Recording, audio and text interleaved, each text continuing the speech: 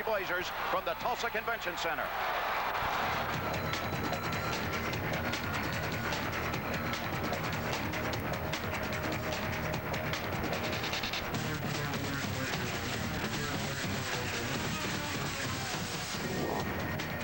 The top two teams in the Central Hockey League's Western Division meet tonight. The Blazers with a 3-point lead over the Tulsa Oilers, yet the Oilers have dominated the season series, winning 8 of the 10 meetings with only 2 games remaining this season between the teams. Yet on the other side, Gary Unger, the Blazers say, hold it, we've lost 4 games in a shootout. Well, these teams are very closely matched, and you know that they're juggling for spots not only in the league standings, but they're going to be playing each other in the playoffs soon.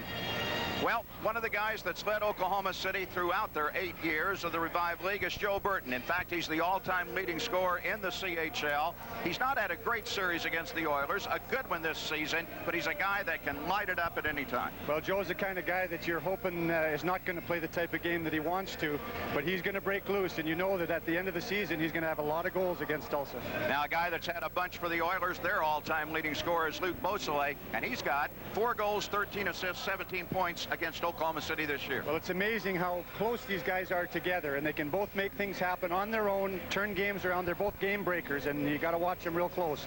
Goaltenders will watch him. The Blazers have not had as good a goaltending as they want. The Oilers have had outstanding in the series. That could be the key tonight. A battle for the top in the Western Division. The Blazers and the Oilers coming up here in just a moment.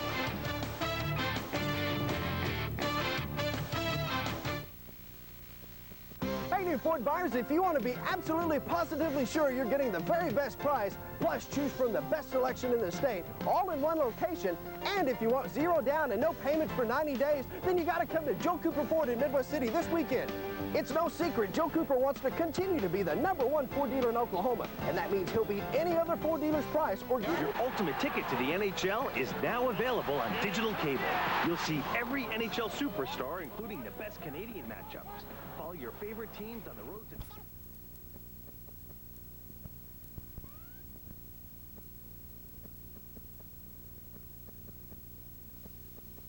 540 in Reno, that it isn't worth visiting.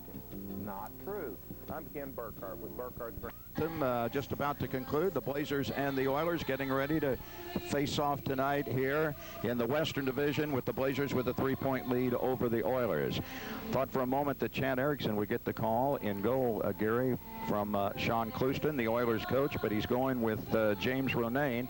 And when you look at what Ronayne has done against Oklahoma City in 3 visits this year, my goodness.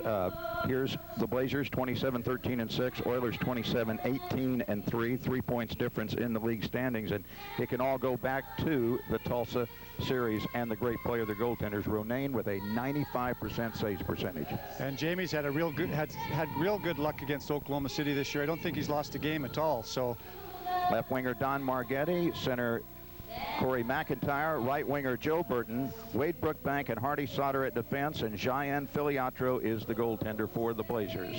And, of course, coached by Doug Sauter. We've lost 3 shootouts to them, and they've beat us 2 other times. And I think we're very, very well matched. It should be a good physical hockey game, and goaltending will be a big part of it. We're starting Cheyenne Filiatro in goal for us, and I know that Erickson will probably be at the top of his game, and the key elements of this game will be power play and penalty killing. If we can score on our power play, I think we'll be able to win.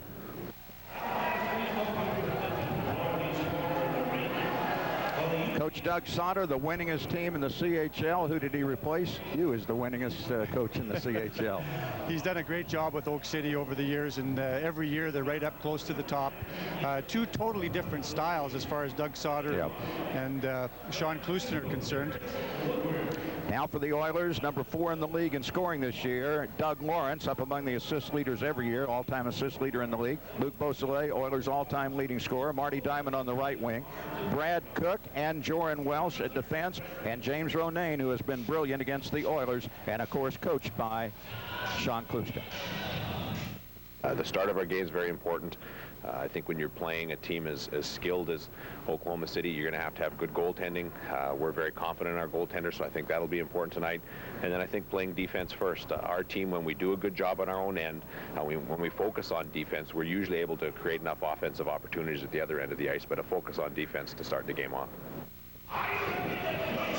Well, we're ready to go, and the puck to be faced at center between Luc Beausoleil and Corey McIntyre, and the Oilers will get the draw, and it'll come back to goaltender James Ronayne. And underway in the 11th meeting of the year between these teams as the Oilers will get it out of their zone up the left side and Diamond into the offensive zone. Quickly around in behind the goal, had the puck clicked loose, and behind the play already some pushing and shoving and a whistle already, Gary. So these two teams trying to set the stage, and for Derek Woodworth, the first game as a referee that he's worked in this series between the two, he wants to get it under control quickly, and he's already called a penalty. Absolutely. There's a penalty called right in the first shift of the game. One of the things that they're going to try and do is get Dougie Lawrence off their game, and Brookbank is out there to do that. Dougie's been pretty focused this year on what he's been doing and trying to stay out of the box, but I'm sure that that's part of Doug Sauter's game plan. Well, Hardy Sauter gets called immediately for a 2-minute penalty for slashing as he got too much of the blade, Gary, on Welsh, or excuse me, on Diamond coming behind Filiatro and the Blazers goal. So the Blazers will go to work as the number 3 team in the league killing penalties. Oilers have had an excellent power play all year, and they get a chance on it early. As the draw comes up to Welsh, back to Cook, and they exchange at the blue line. And the first shot towards the goal knocked down by Tobin, and he's able to clear it back to the neutral zone in the opening minute, and the Oilers with a chance to do something quickly with the man advantage. The puck back in behind the Oiler goal. Sauter in 2 minutes for slashing. McIntyre trying to keep Cook pinned back as the single forechecker down. Now Welsh will cross it to Lawrence on the left wing side, and the all-time playmaking leader in the CHL, and boy, he can destroy you. Sets it up and puts it up on the left wing side up high to Welsh, and he gets a shot wide of Filiatro. Banged off the inboard, and Lawrence exchanging passes with Beausoleil. Now they exchange positions, and the puck stolen by Burton. Top of the far circle, and Burton scooting up ice against Lawrence. Comes to the circle and gets a shot, the first of the night, on Ronayne, who's 95% in the series in 3 other starts against the Blazers on save. Puck cleared but held on the point. That was Chris Smith that sent it in. Now Hamlin sending it up the slot, and it's going to sail into the neutral zone. And Smith will shoot it back into his own end. Margetti for the Blazers can't pick it up. Smith moves it up the left side. Chaput with a bounce pitched out of the air by Filiatro. The Oilers got more, Gary, after they got back at full strength than they did with the man advantage. Well, one of the things they've been having trouble with this year is getting the puck back to the point and getting it on the net. They're trying to handle the puck a little bit too much on the power play, and they're really not creating an awful lot in front of the net. No score early, and Filiatro will look at a draw to his right with Peter Arvanitis for the Blazers against Jason Abel of the Oilers.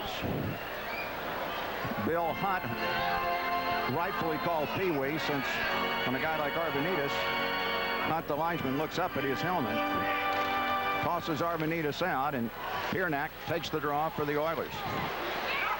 Played to the right of Filiatro in the Blazers zone, and the fight breaks out in front. Abel and Scott Davies get locked up with each other. Actually, Abel's been out of the lineup here for quite a while, so he's trying to get himself back into the lineup, and you know that these two teams are juggling for this physical part of the game. 5'7", 180, a tough guy.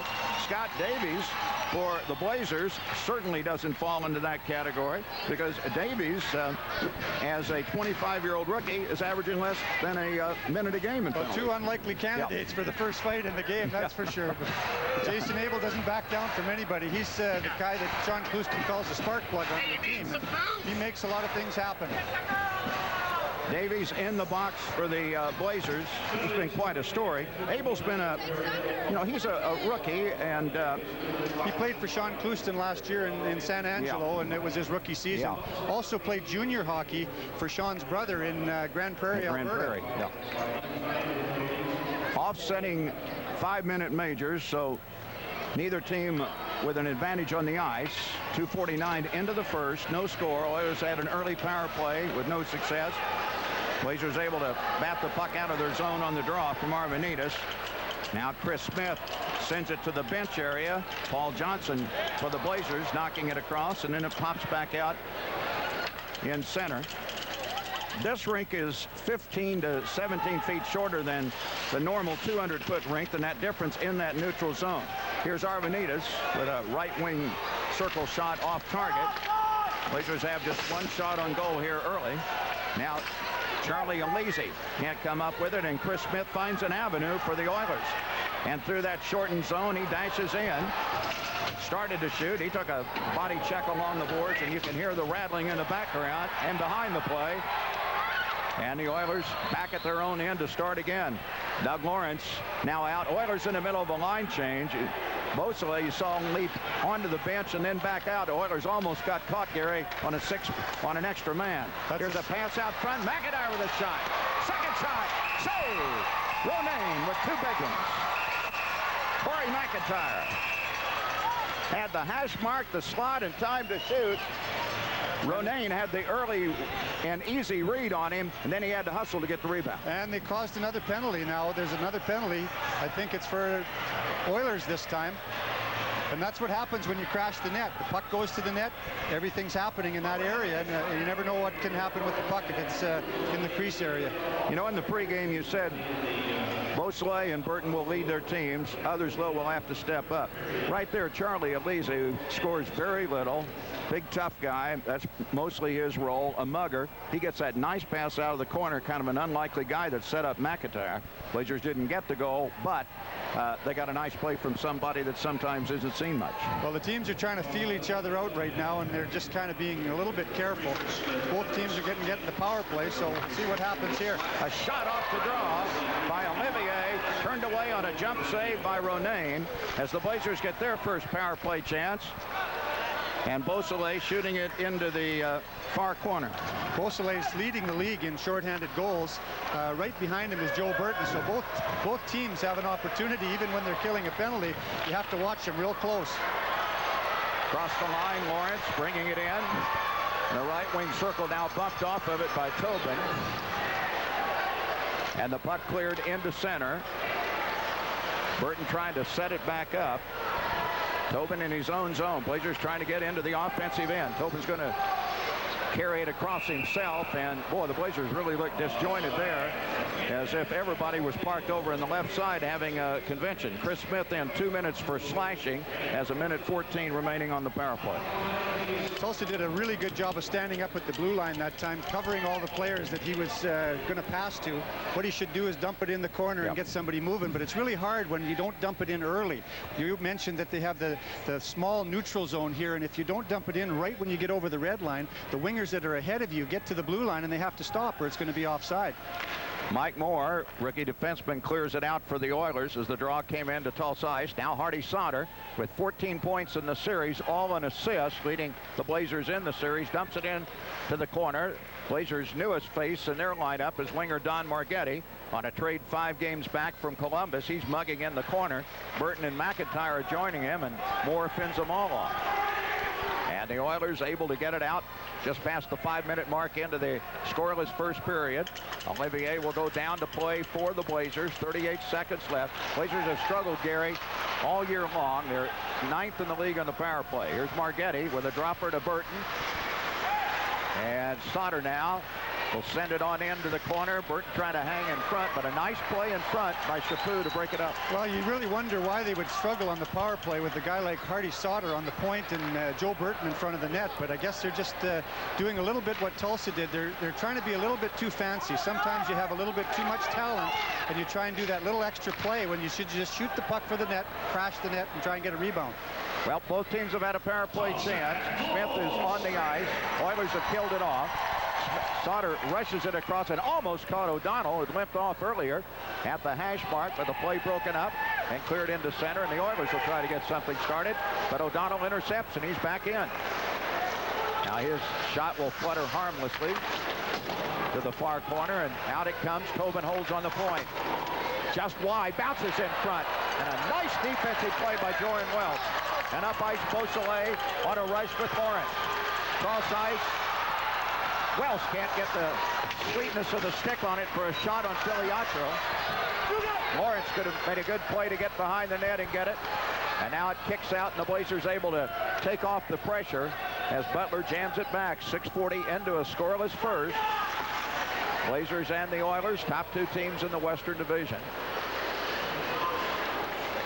Tobin will chase back on a dump-in pass. Oilers getting a line change. Paul Johnson at the bench area for the Blazers. Right wing side gets a backhander, open corner. Arvanitis can't put it in. Romaine with a big stop. Oh, Arvanitis had the left side and couldn't send it home.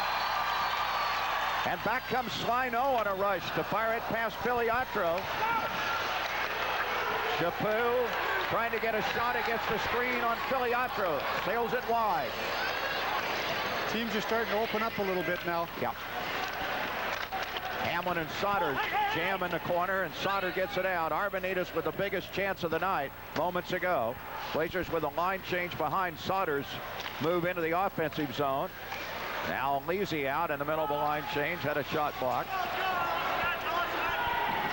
And Sauter will look like a center fielder that dropped one as he got it to Lisi, and he gets it ahead to Burton. Blazers now completing a line change.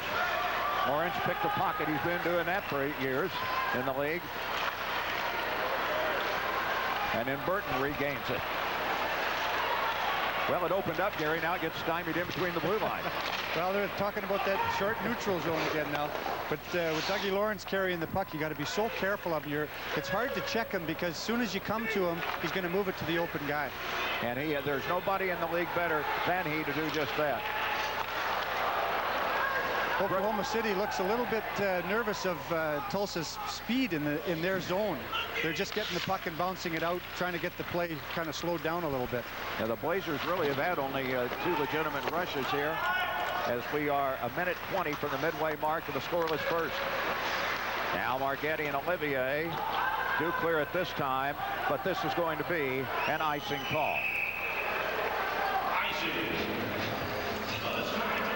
All right. No score. Back in a moment.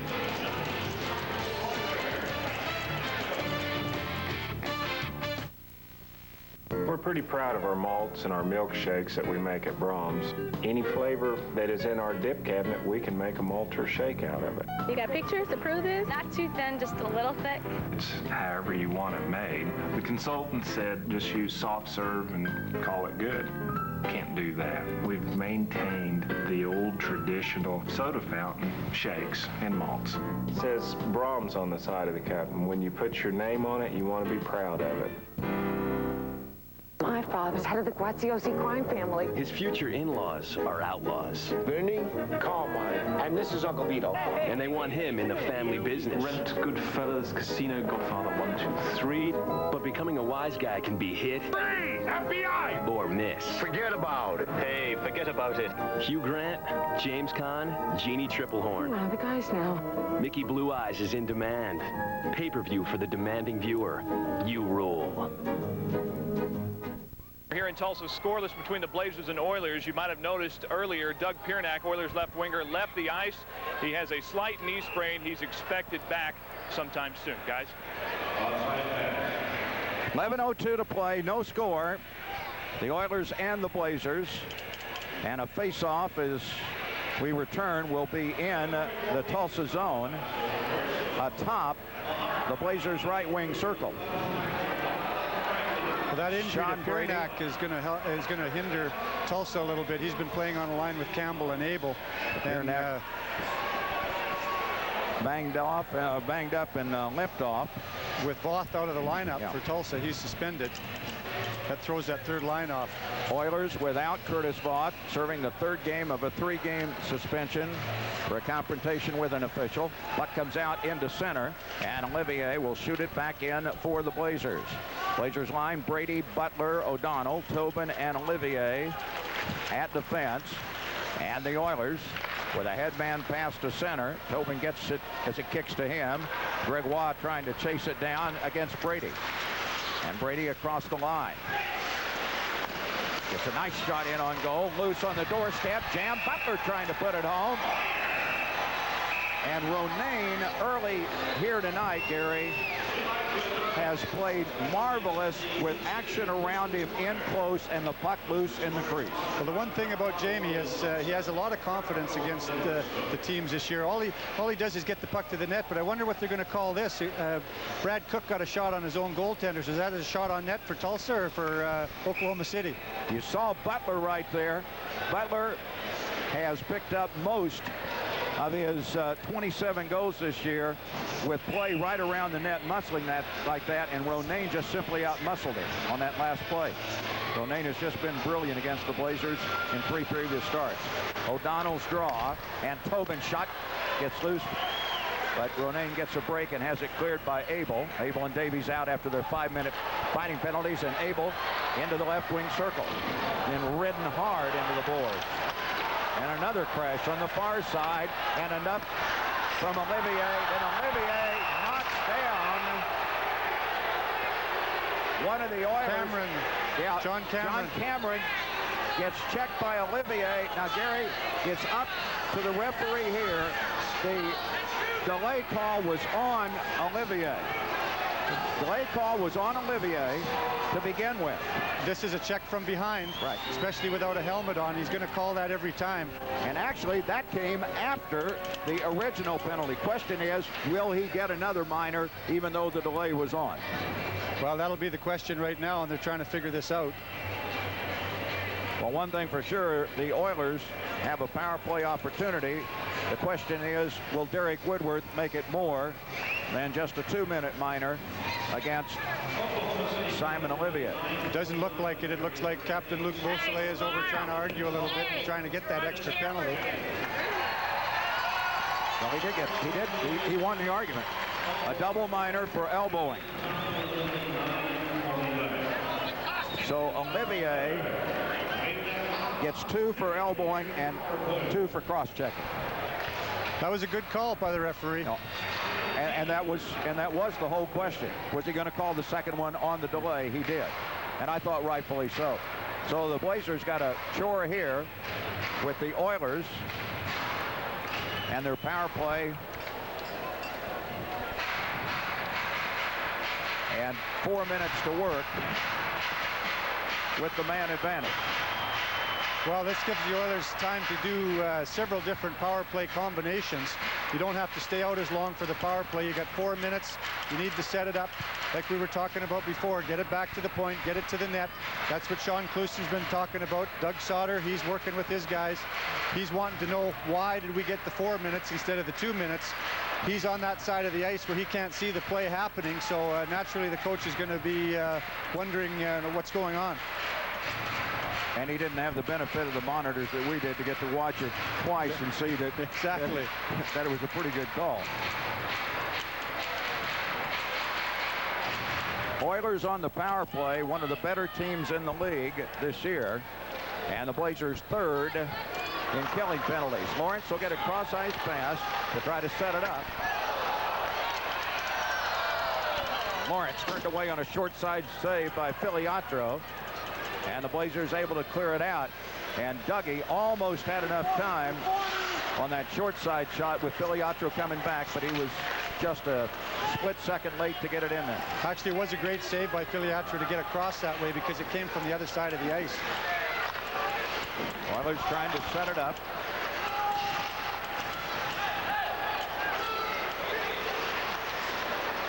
Lawrence midway along the left wing board. Now against that box defense, gets it up high, and Welch's shot spins off the Filiatro. Lawrence sets it back up again.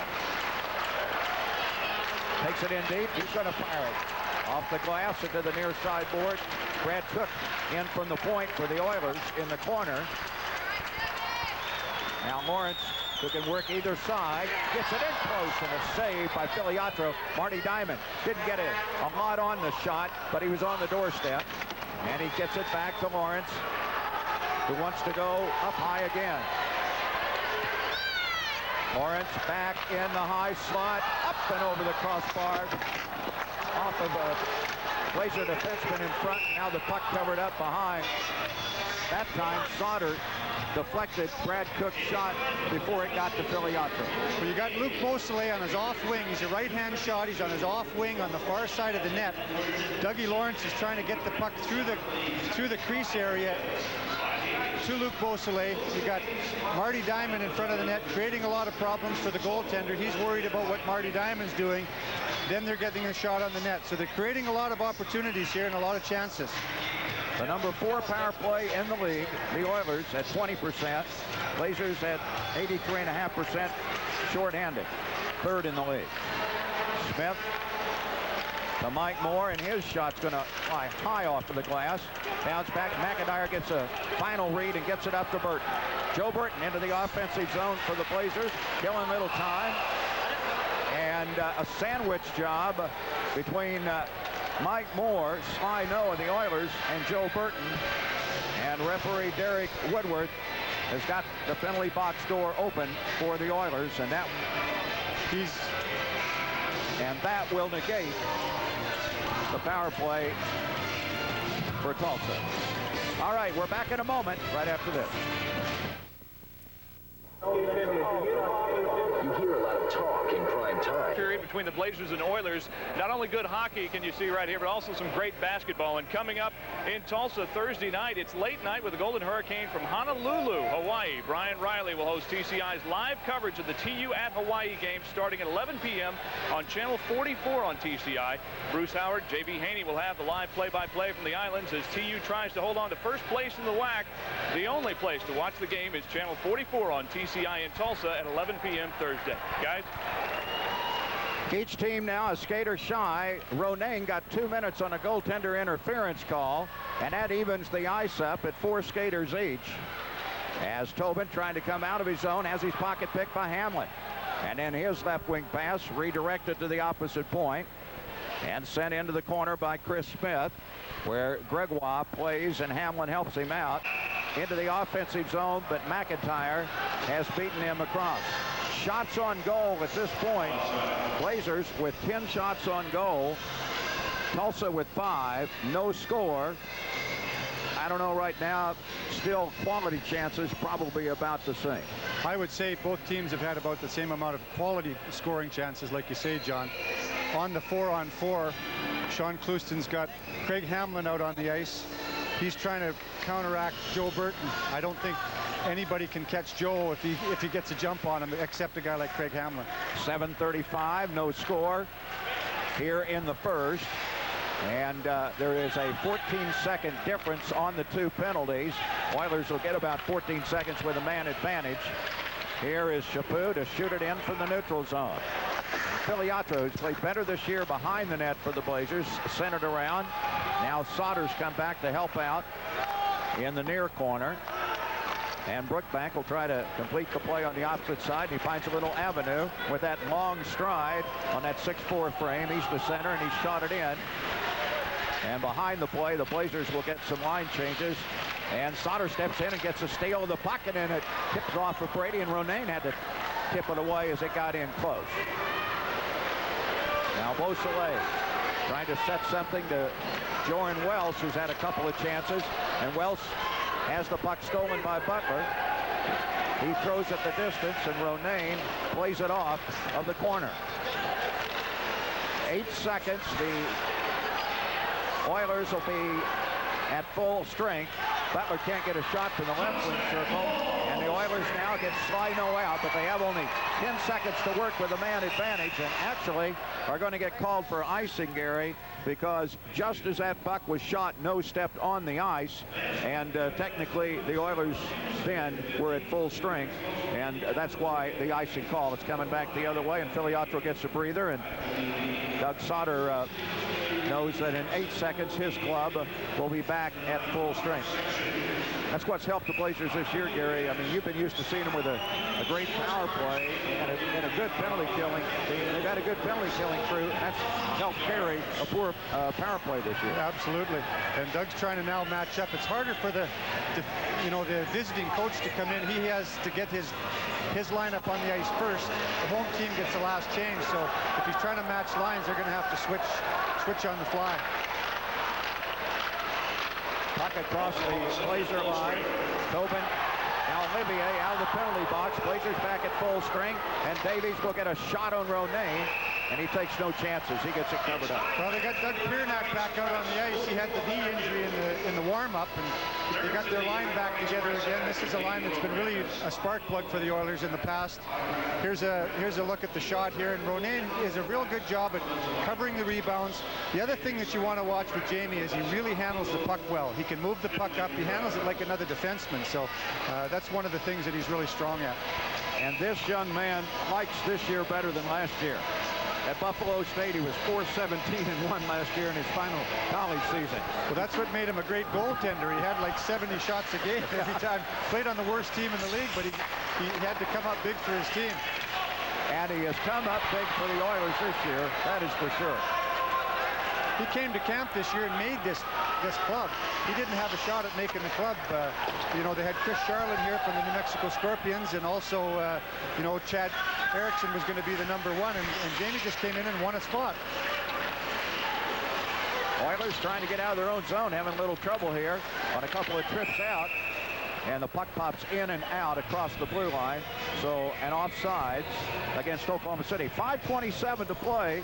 No score.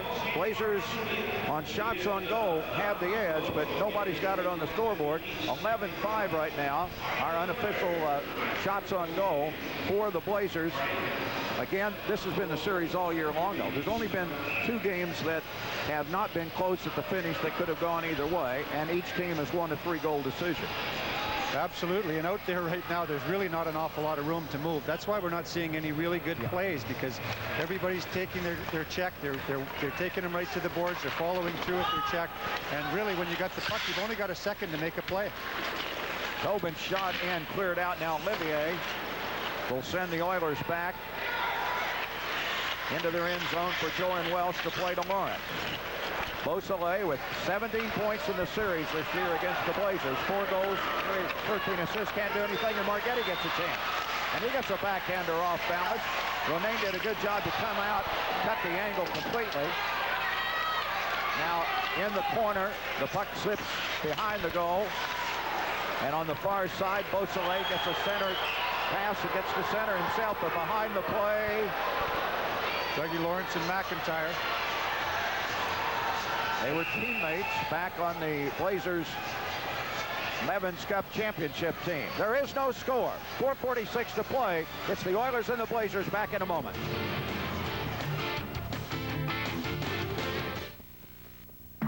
If you have a stroke, I called right away.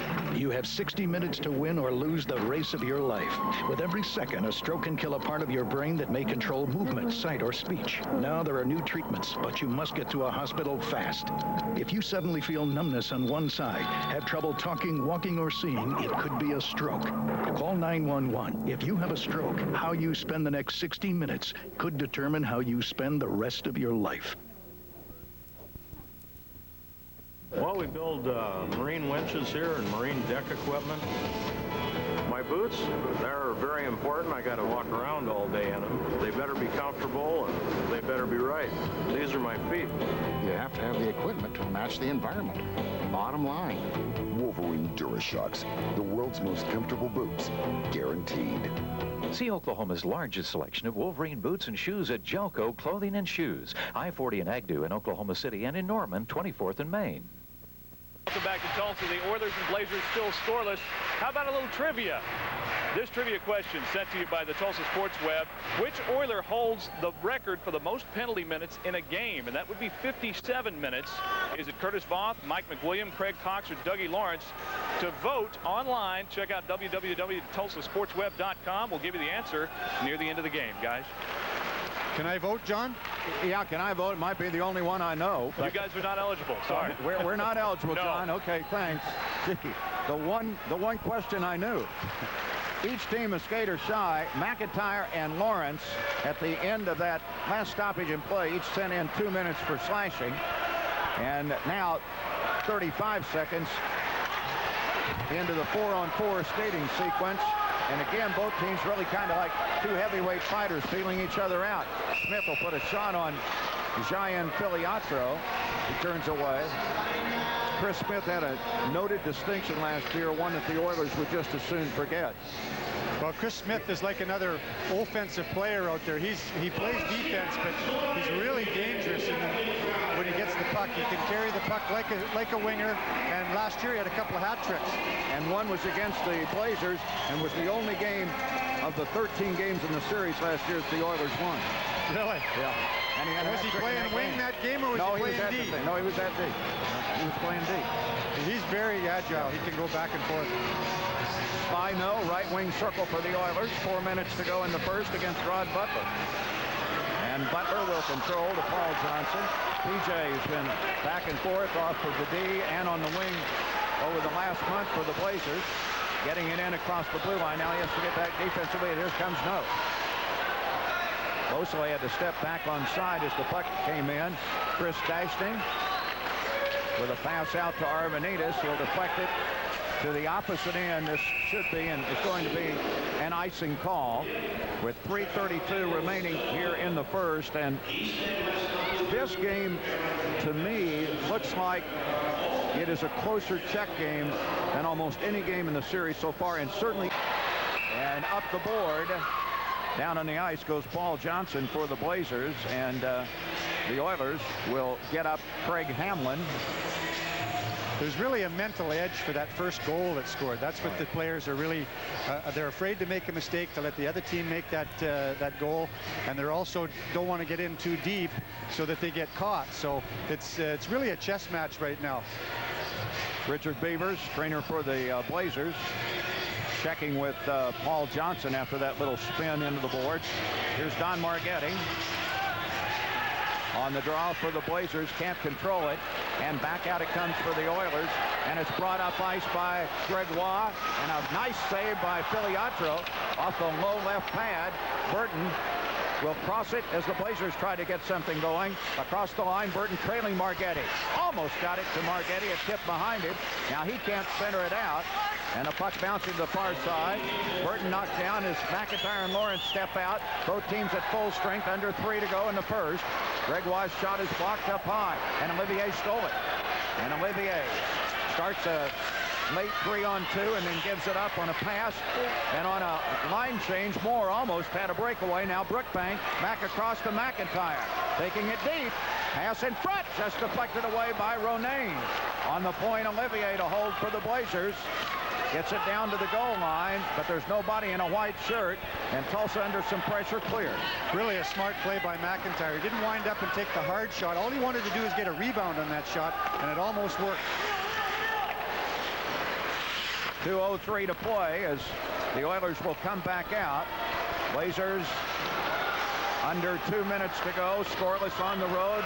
All of you on the Cox Cable system in Oklahoma City, we welcome all of you, and of course those here in Tulsa watching on PCI. Puck across into the Blazer zone. Davies snaps it back out. This has really just become a very tight, closely checked game. Nobody wanting to try to make a mistake. Cameron clears it with 90 seconds to go, and Brookbank breaks up any attempt at a rush, and now Davies gets free. Davies in close, drop pass. Sutter had it bounce off of his stick, and he's pushed off of it. The Oilers clear defensively and send Paul Johnson to the goal line. No icing. Behind the play, Oilers getting a line change. Nice play by Abel to take Burton out that time. He didn't play the puck. He just went after the body and just kind of got him off balance. Welsh into the left wing corner. Can't get it back to the trailer. Beausoleil with a minute to go in a scoreless first period. And Spino out of the corner to drop the puck into the end zone to Peter Arvanitis. Arvanitis off of the glass, flutters it ahead.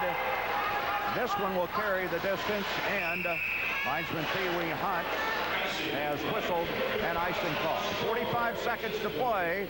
No score, and the Blazers leading the Western Division, 2 games in hand on the Oilers, a 3-point lead over Tulsa, and just 4 over third place and charging Indianapolis these teams are looking at this as it is, a 4-point game, but also to try to get some room in front of Indianapolis. Absolutely. Anybody can make the playoffs right now.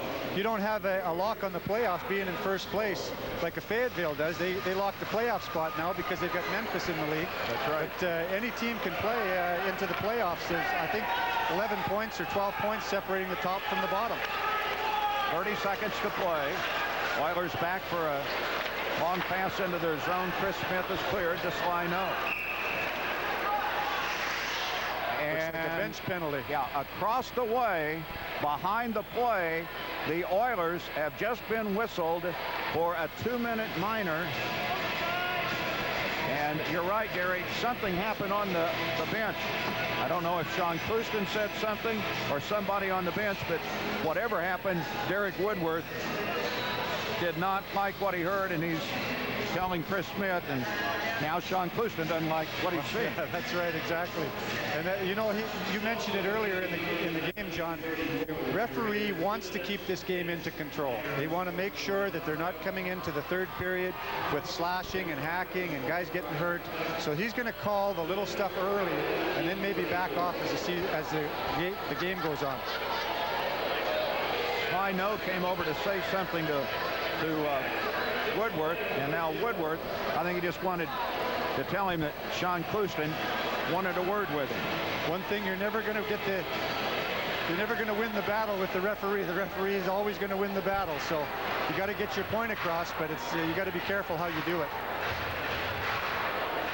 I think Clouston may have been unhappy with the icing call being waved off. That's what it was. And he yelled something, and Woodworth was close enough to him and just happened to hear it. Yep, they get the 2-minute unsportsmanlike conduct penalty. So, boys, this guy done a marvelous job with the Oilers. Yeah, he really has. He's come in here, and the guys really relate to him real well. He's played with some of the guys, and that's really hard to do sometimes as a coach, you know. And you've played with the players, and you have to get the discipline, but Sean's done a great job. Blazers get a power play chance. 26 seconds to go in the period. And Olivier and Sauter will try to get it in position, and they do to Brady through Butler. His shot off of the inboard. Brady almost got a second chance, does get it to Olivier. And a chest save, and Ronayne has to get down again. That rising shot by Olivier almost caused Ronayne problems because it got up around the Oiler emblem, and he wanted to cup it, and it was trying to drop off of him. Well, that's one of the reasons why you want to keep your shots down low from the point, because if you get them up high like that, the goaltender has a far better chance of stopping the rebound from coming out, and if you keep it in his feet, it'll bounce out into the slot area, and you'll get that second and third chance at it. 11 seconds to play in the period. Second power play chance for the Blazers. Brady is beaten by Beausoleil on the draw, and this should run out most of the time. O'Donnell trying to dig it. Oilers do a good job, though, in pinning the puck along the boards and force the end of the period a chess match. Very tight checking first period, and I think the whole game is going to kind of go like that until we see maybe a goal scored here or there, and maybe the game opens up a little bit. I bet if our buddy John Oakham talks to somebody here in a moment on either side, they're going to say about the same thing. We're just taking it, kind of watching. Either coach, no matter who you talk to, you're going to get the same scenario. Absolutely. At the end of a period, nothing to report on the scoreboard. Lots of good body checks and some very good positional play out there on the ice. But at the end of one, there is no score. Blazers will have a power play when they come back, and we'll be back in. Any of those games could have went either way, and that's how they're playing the game tonight. They're just playing for that one break. Well, we'll see if one comes up in the second period. There were none in the first, at least on the scoreboard. It would make a guy lose his hair, and my good buddy, longtime friend Jeff Lund, general manager and owner of the Oilers, is down there with John Holcomb, who has more hair than Jeff Lund. Thanks Thanks a lot, John. And we are here with a man pulling double duty now, the owner of not only the Tulsa Oilers, but also the new Arena Football League here, a team here in Tulsa, the Tulsa Talons. First off, let's talk some hockey, Jeff. This more of a defensive struggle than maybe some people expected. When you look back at some of the scores, these games have gone to shootouts so often, and Tulsa won in Oklahoma City 7-4, and here we are scoreless. I tell you, John, these games, though, you never know. You just got to throw it in the hat and pick it out. You never know what's going to happen. You might have a defensive battle, or you might have the wide open scoring games. But we got to remember, it's only the first period. Who knows? Either team can come out and score 4 goals real quick in the next period. The guys upstairs have talked about how maybe they're sizing themselves up, you know, for the playoffs and everything. You start to see that style of hockey played a little bit more at this time of the season. Now, let's talk a little arena football. The Tulsa Talons, and there's excitement building. You can feel it throughout the city. I know you've been selling some tickets. How's that going? It's going great, John. Our phones daily are ringing twice as much as we really anticipated. You know, when we bought this franchise, there was a big question in my mind. You know, everybody kept saying, football in Tulsa, you know, it's a big thing. You don't have to worry, but you wonder guys that he's going to sign. I mean, there's some pretty stout guys out there stopping that thing. All right, Jeff Lund, thanks for joining us. Speaking of John Norris, the head coach of the Talons, he will join us here momentarily, but right now we're going to take a timeout. Again, we're scoreless. Oilers and Blazers here at the Convention Center in Tulsa. Back in a moment.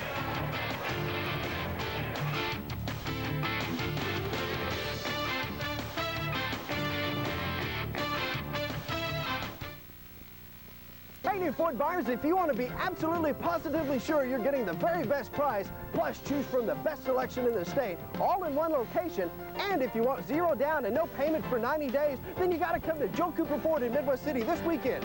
It's no secret, Joe Cooper wants to continue to be the #1 Ford dealer in Oklahoma, and that means he'll beat any other Ford dealer's price or give you $2,500.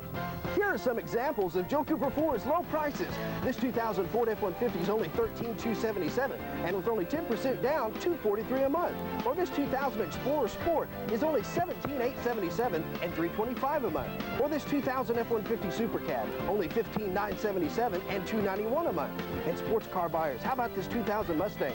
Only $14,677 and $267 a month. You don't have to pay a no-haggle high-one price at one of the consolidated Ford dealers when you can get the guaranteed best price at Joe Cooper Ford, I-40 and Southeast 29th in Midwest City. You probably think that if a furniture store isn't located near I-40 in Reno, that it isn't worth visiting. Not true. You need to visit Burkhardt's Furniture Gallery in Midwest City. You'll find a great selection of quality furniture to fit every taste and price range. You'll enjoy shopping at Burkhardt's. We've always just treated people the way we want to be treated. Come by Burkhardt's Furniture Gallery. You'll be surprised at what you find. And remember, we're not the brothers, we're your neighbors. We're pretty proud of our malts and our milkshakes that we make at Brahms. Any flavor that is in our dip cabinet, we can make a malt or shake out of it. You got pictures to prove this? Not too thin, just a little thick. It's however you want it made. The consultant said just use soft serve and call it good. Can't do that. We've maintained the old traditional soda fountain shakes and malts. It says Brahms on the side of the cup, and when you put your name on it, you want to be proud of it. Back live here in Tulsa in between periods between the Oilers and Blazers, and this trivia question, we asked it once earlier, which Oiler holds the record for the most penalty minutes in a game? And that would be, believe it or not, 57 minutes. That's all but about 3 minutes of action. Is it Curtis Voth, Mike McWilliam, Craig Cox, or Doug Lawrence? If you want to get involved on this, possible gift certificates coming your way, log on to www.tulsasportsweb.com and make your choice. We'll give you the correct answer coming up a little bit later on. But right now, we're fortunate to be joined by the head coach of Tulsa's new Arena League football team. It's John Norris. And Coach, I know that there are some things in hockey that might translate into arena football, maybe some of the hitting.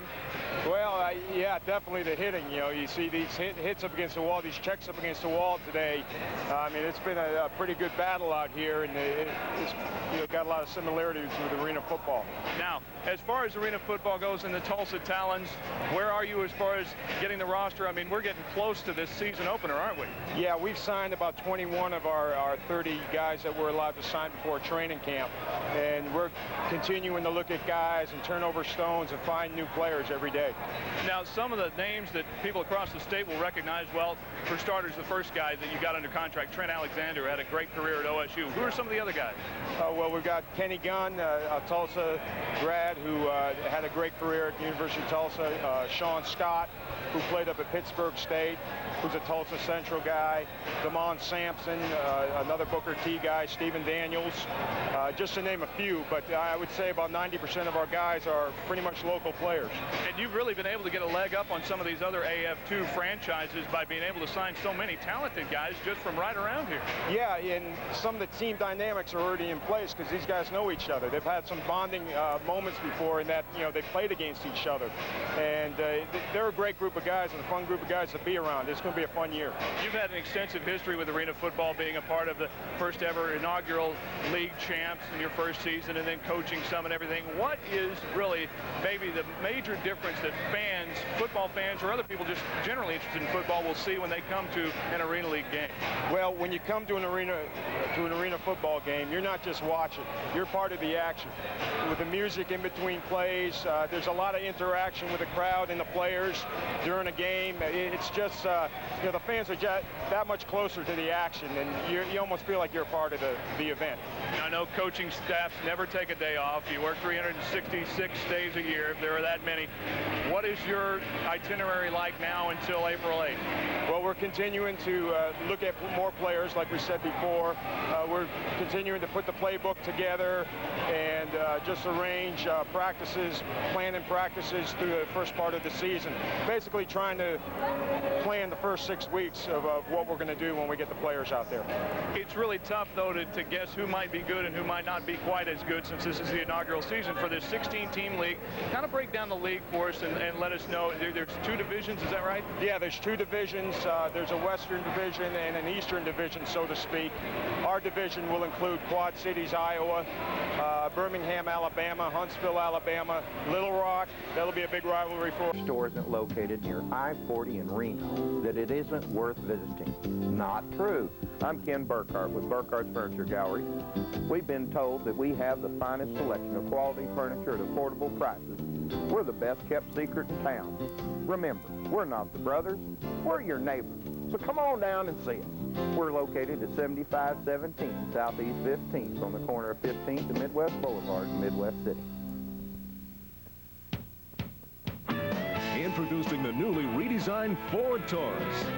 Ford and Oklahoma go hand in hand. Everything about this new Taurus has everything about you in mind, like the personal safety system and the dual-stage airbags, or the practical things like more room. Most importantly, it's designed to fit your family budget. And now with 3.9 financing, it'll fit it even better. The new Taurus, now at your Oklahoma Ford dealer. Oklahoma knows Ford's the best.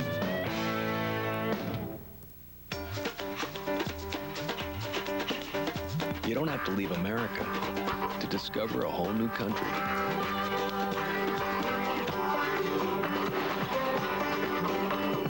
For 3 hours every Sunday, visit the most amazing, unusual, and inspiring people and places right in your own backyard.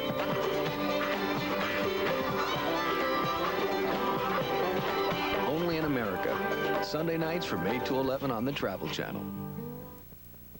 Shot on the power play that may have been their best chance. Blazers had some good chances, but maybe only a couple that they go back and say, oh, brother. All right, we're getting close to the start of the second period. 15-8, Oklahoma City with a 7-shot advantage, but it's scoreless on the scoreboard.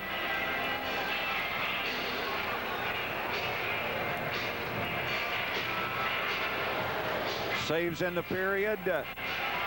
15 for James Ronayne. Excuse me, 15 for Ronayne. And 8 saves for Gian Filiatro.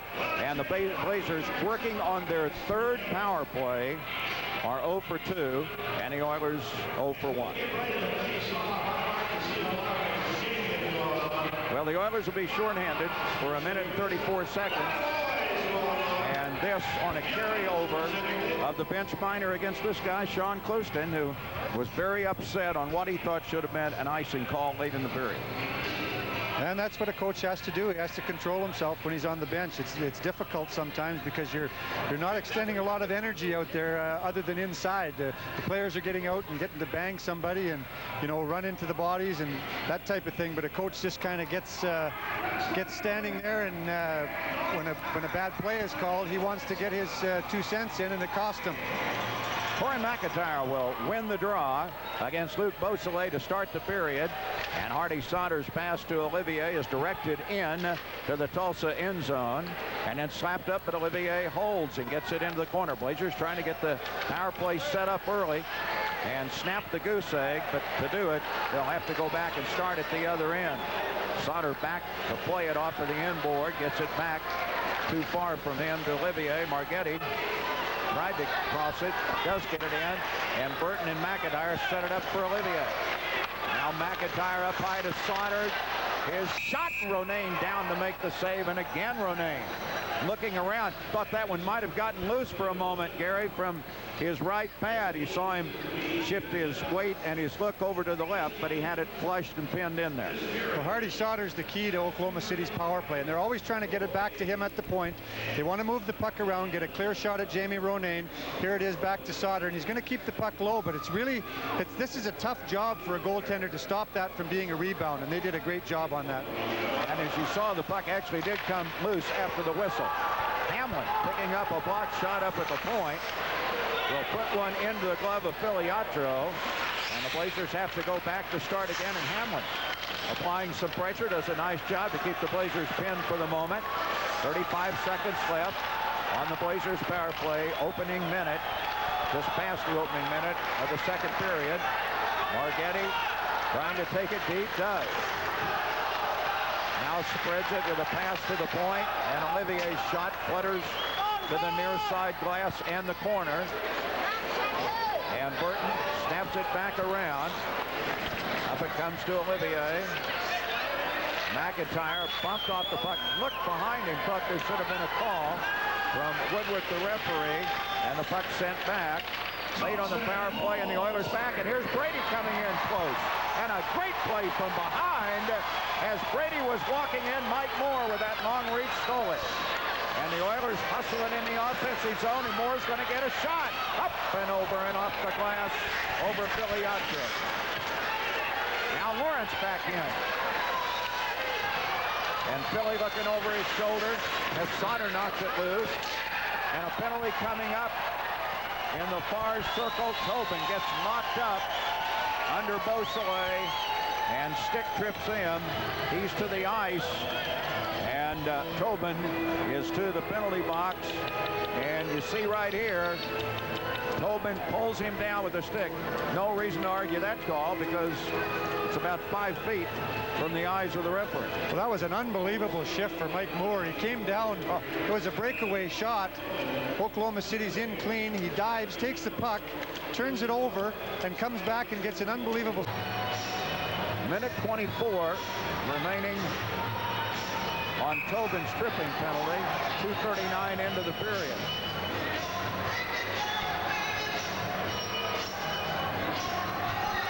Arvanitis against Beausoleil, but not for long. Pee Wee Hunt tosses them out for the face-off, and Paul Johnson and Sly Nose square up, and PJ for the Blazers sends it in from the blue line. Tulsa's got all their top scorers out on this line.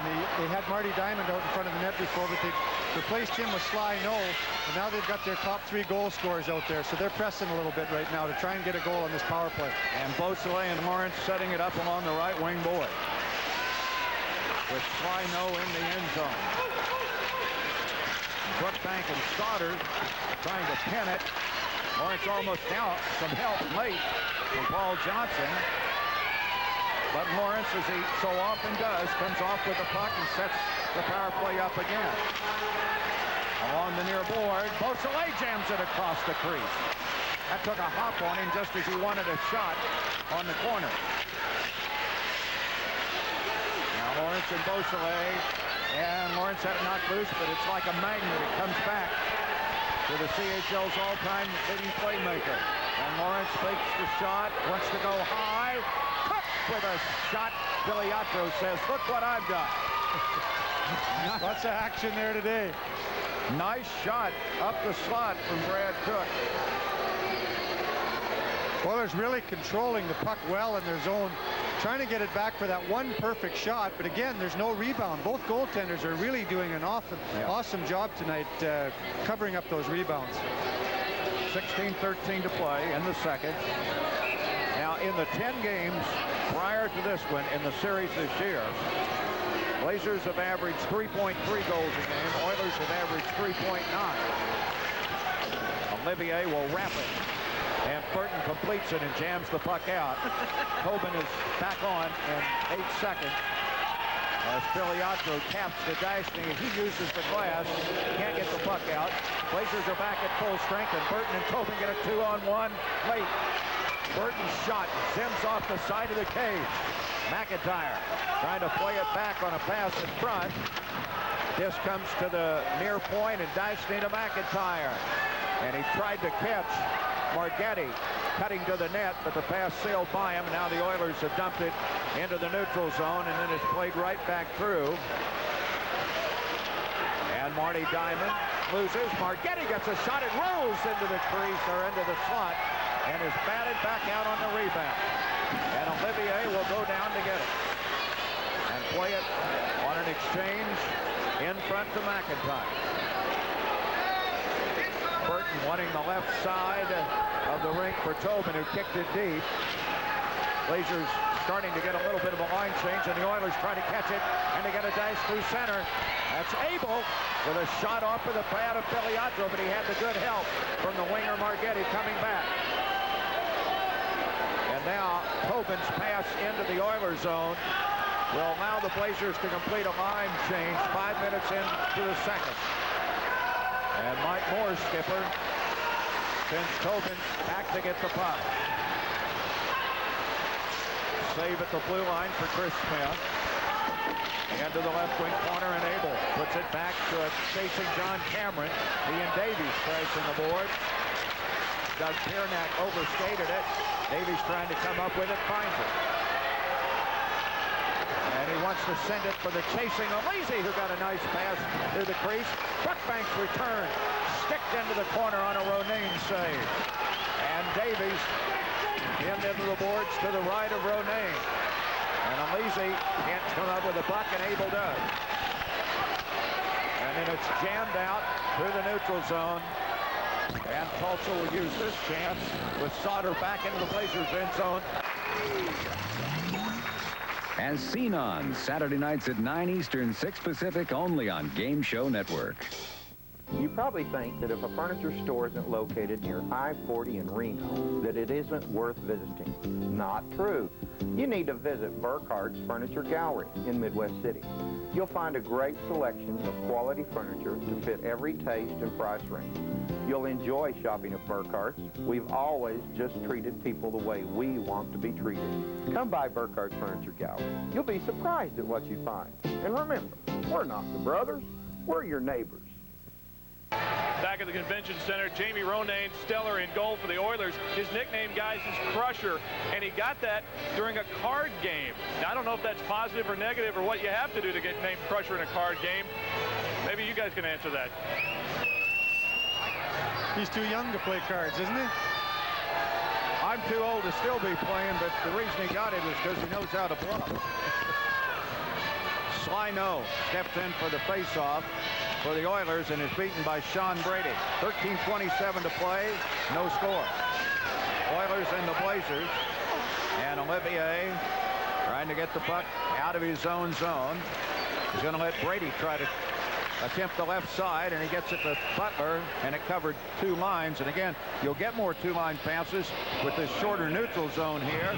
But tonight, and really as tightly checked as this game has been, I think Doug Sauter's got to be happy with the fact that these teams played as well as they have. Certainly Sean Clouston, I think, for the Oilers, and both teams kind of, I think, doing what their coaches want. Well, you know, whenever you're an opposing coach coming into somebody else's building, you want to keep the game close. the advantage is for the other team, the home team, to have the advantage. And when you can go into the second period, you're tied. Going into the third period, you're tied. You've got an opportunity to win the game.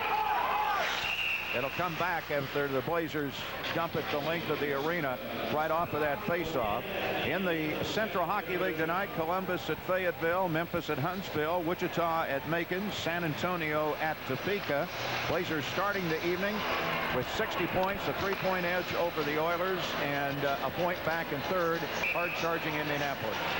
You know what makes these two teams so good is that they've got real good goaltending, but their defense are mobile, and you don't get that second and third chance at the goal at the shot on net. And that's what's happened tonight. The goaltender's made a save. It's gotten loose. He hasn't had to worry about a rebound. It's been cleared. Brad Cook, one of those defensemen, back for the Oilers. Can't get the puck out. It kicks into the circle. Now O'Donnell got a pass in front, but Brady jammed it wide.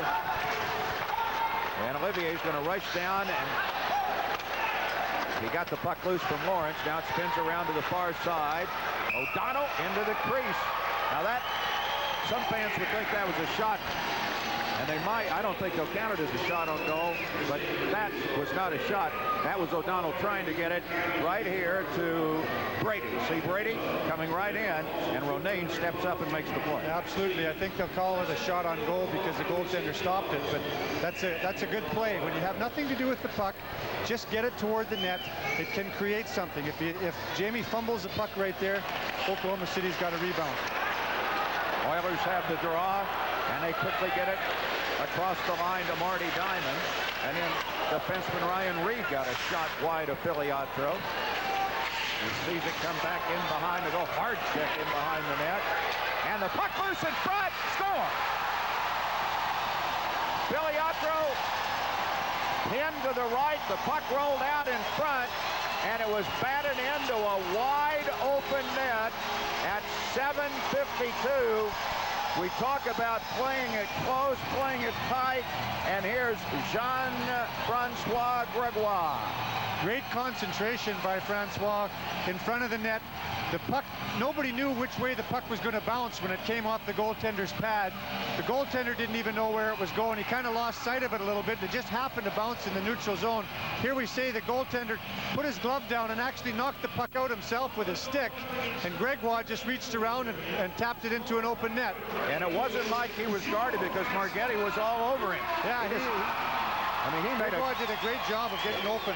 He made a great athletic play to knock it with Margetti on his back. And the Oilers lead 1-0. And the Blazers trying to come back on the attack, send the puck deep into the Oilers zone. Where it's tipped back out, and coming down ice, Slino, upended by Paul Johnson.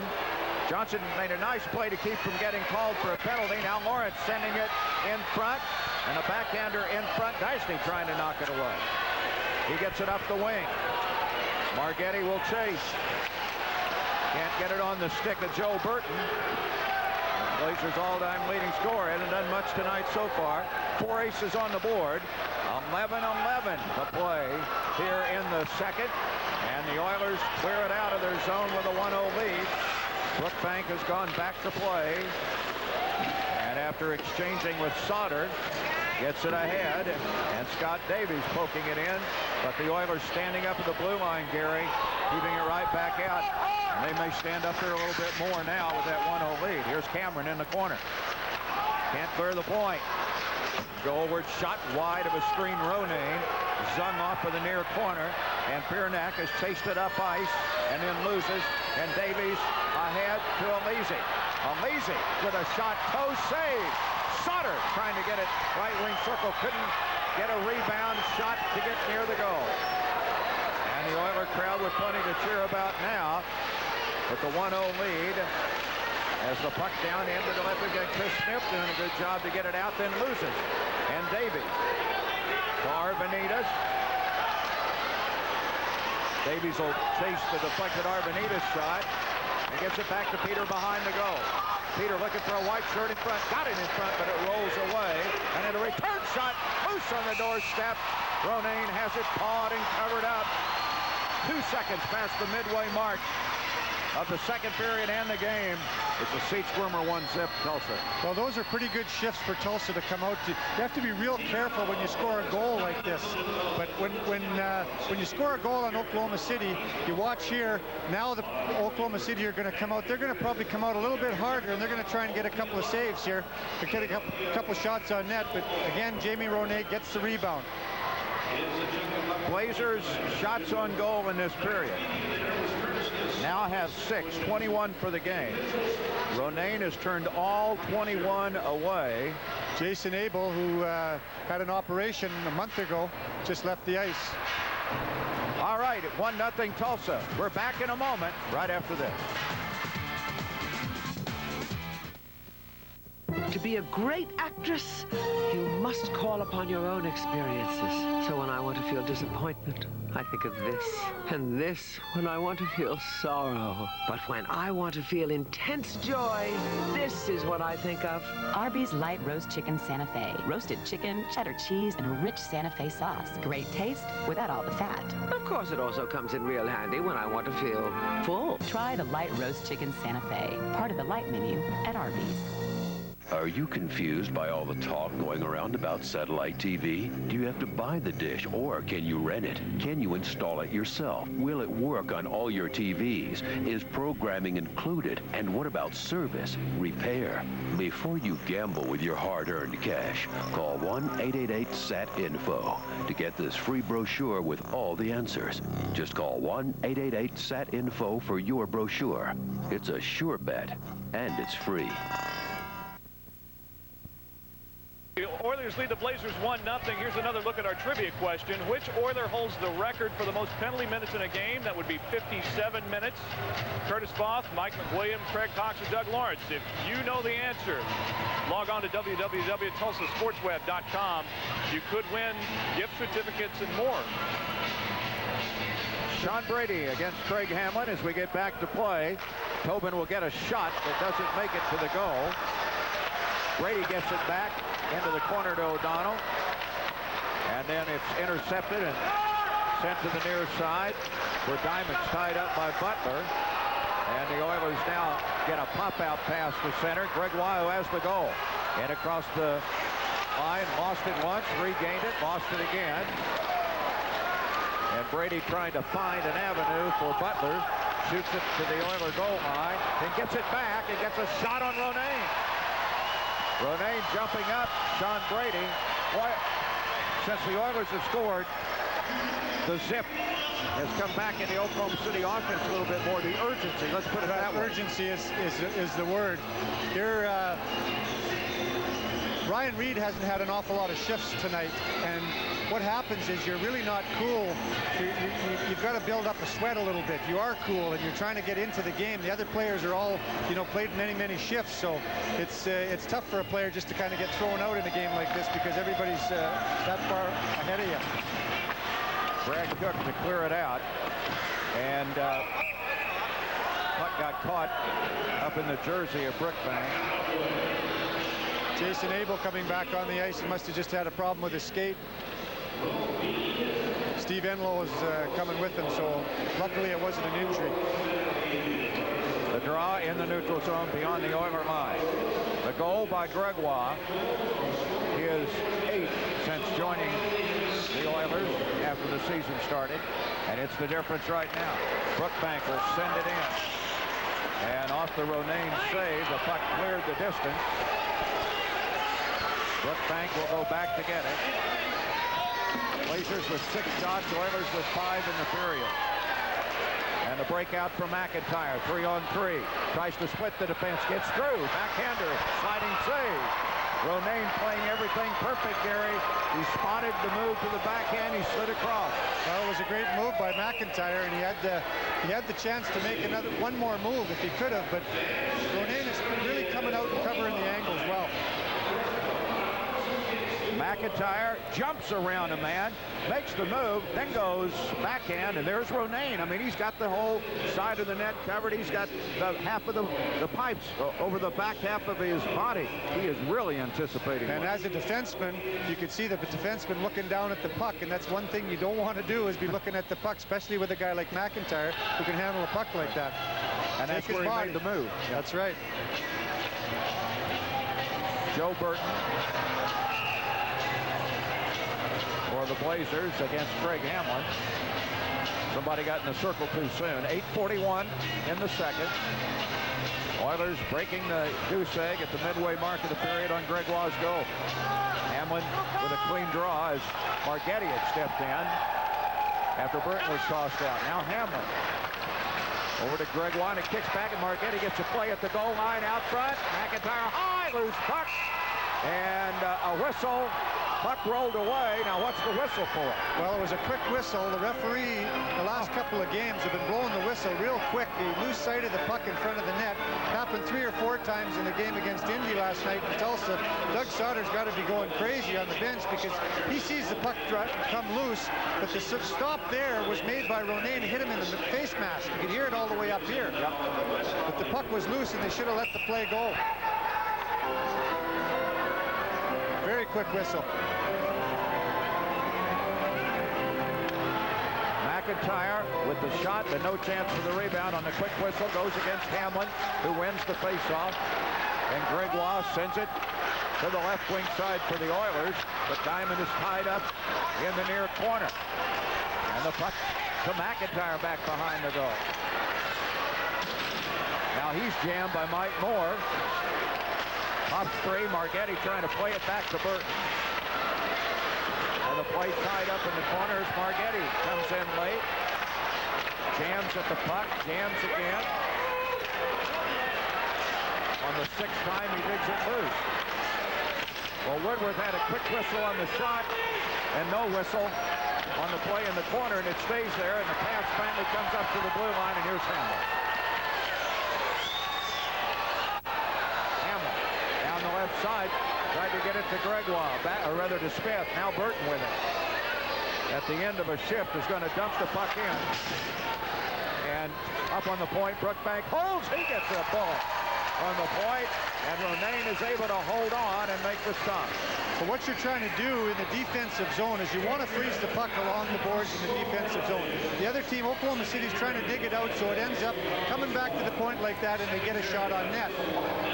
In the other end, you're trying to dig it out so that you can create an offensive chance. So that's what Tulsa's trying to do here, but they still can't get by Jamie Ronayne.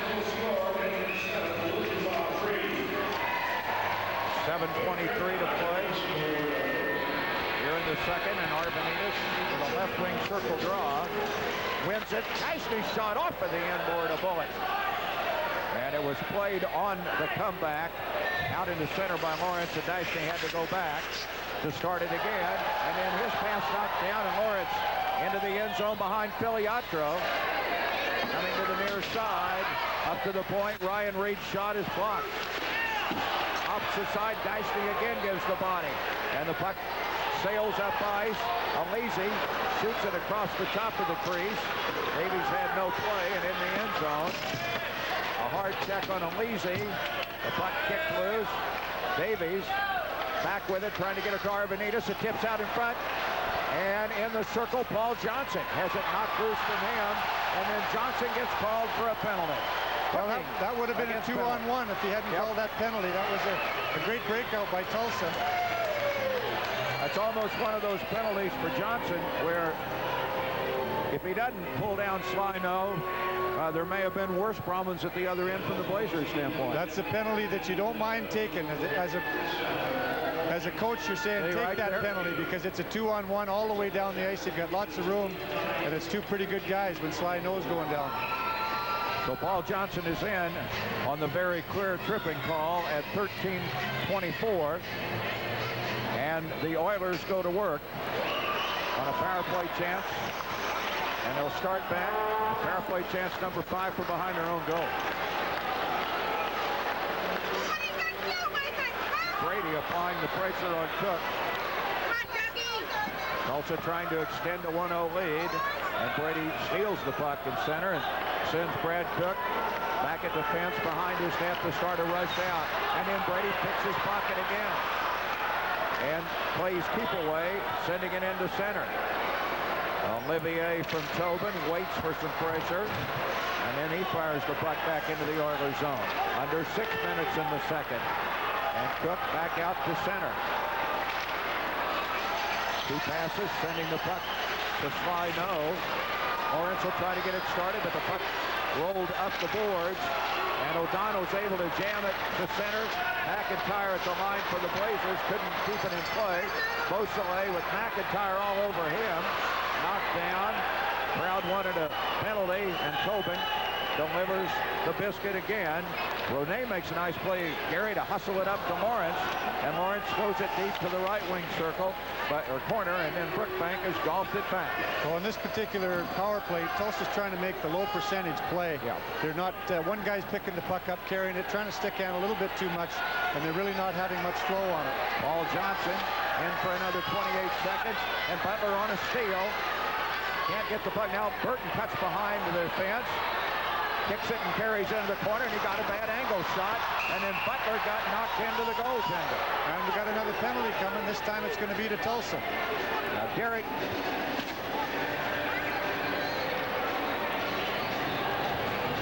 1-0 Tulsa. Back in a moment.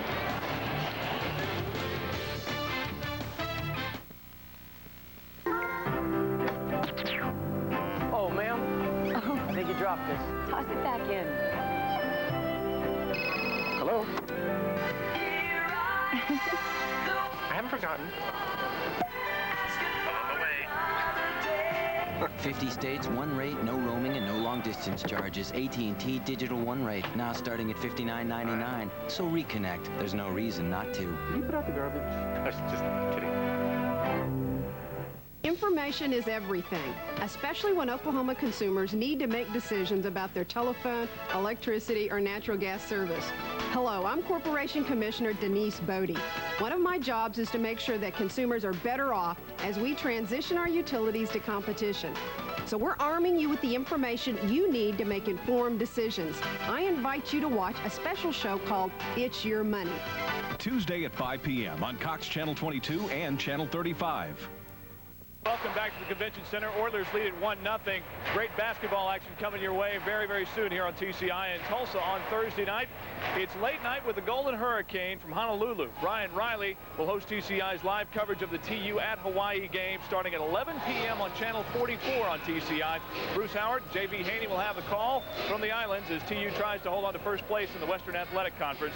The only place to watch the game is Channel 44 on TCI in Tulsa. That's 11 o'clock Thursday.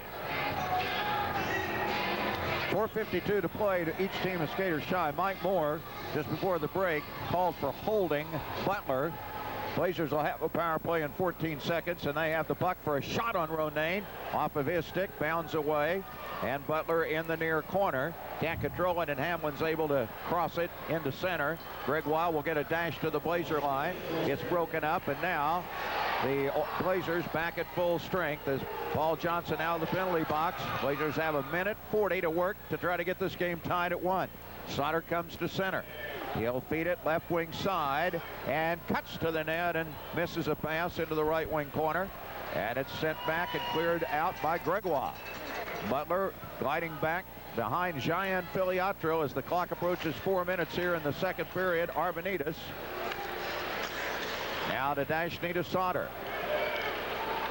And Margetti didn't even see the pass, but the Blazers get a break, and Butler gets a shot, and Arvanitis and Margetti play it in the right wing corner to the point to Sauter, waits for a screen, elects to go to Arvanitis along the right wing board.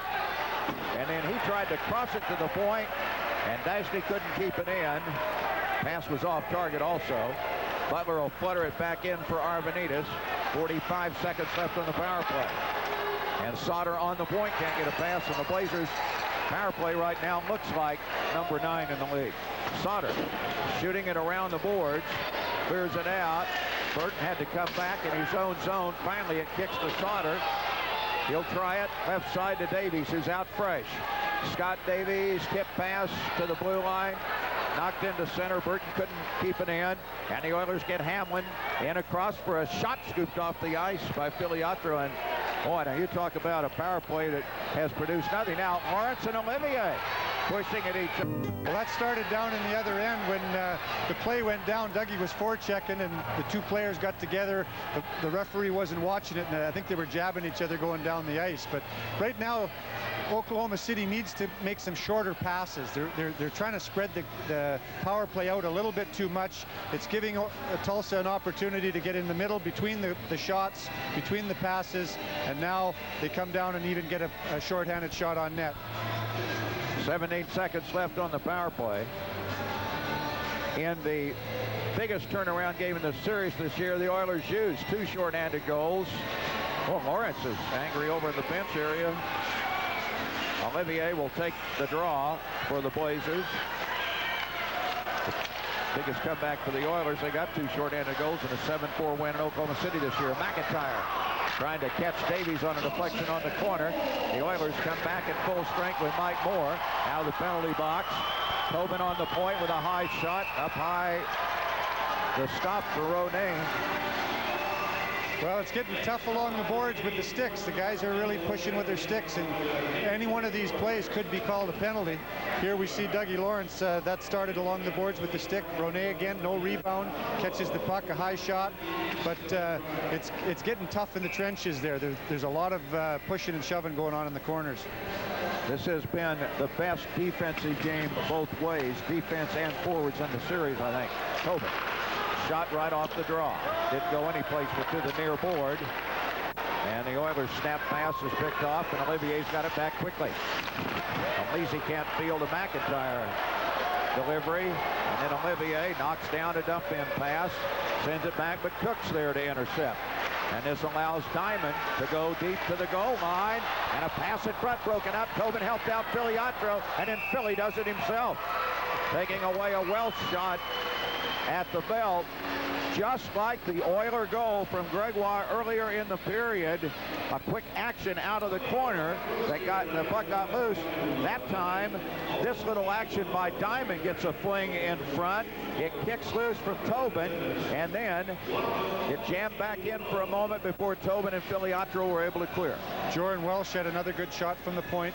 Again, try and keep the puck down low so you get a rebound. Filiatro had a chance to catch it. Both goalies have played really solid tonight. Filiatro does not have a win against the Oilers. 0-4-1 on the year. Blazers trying to get in the offensive zone.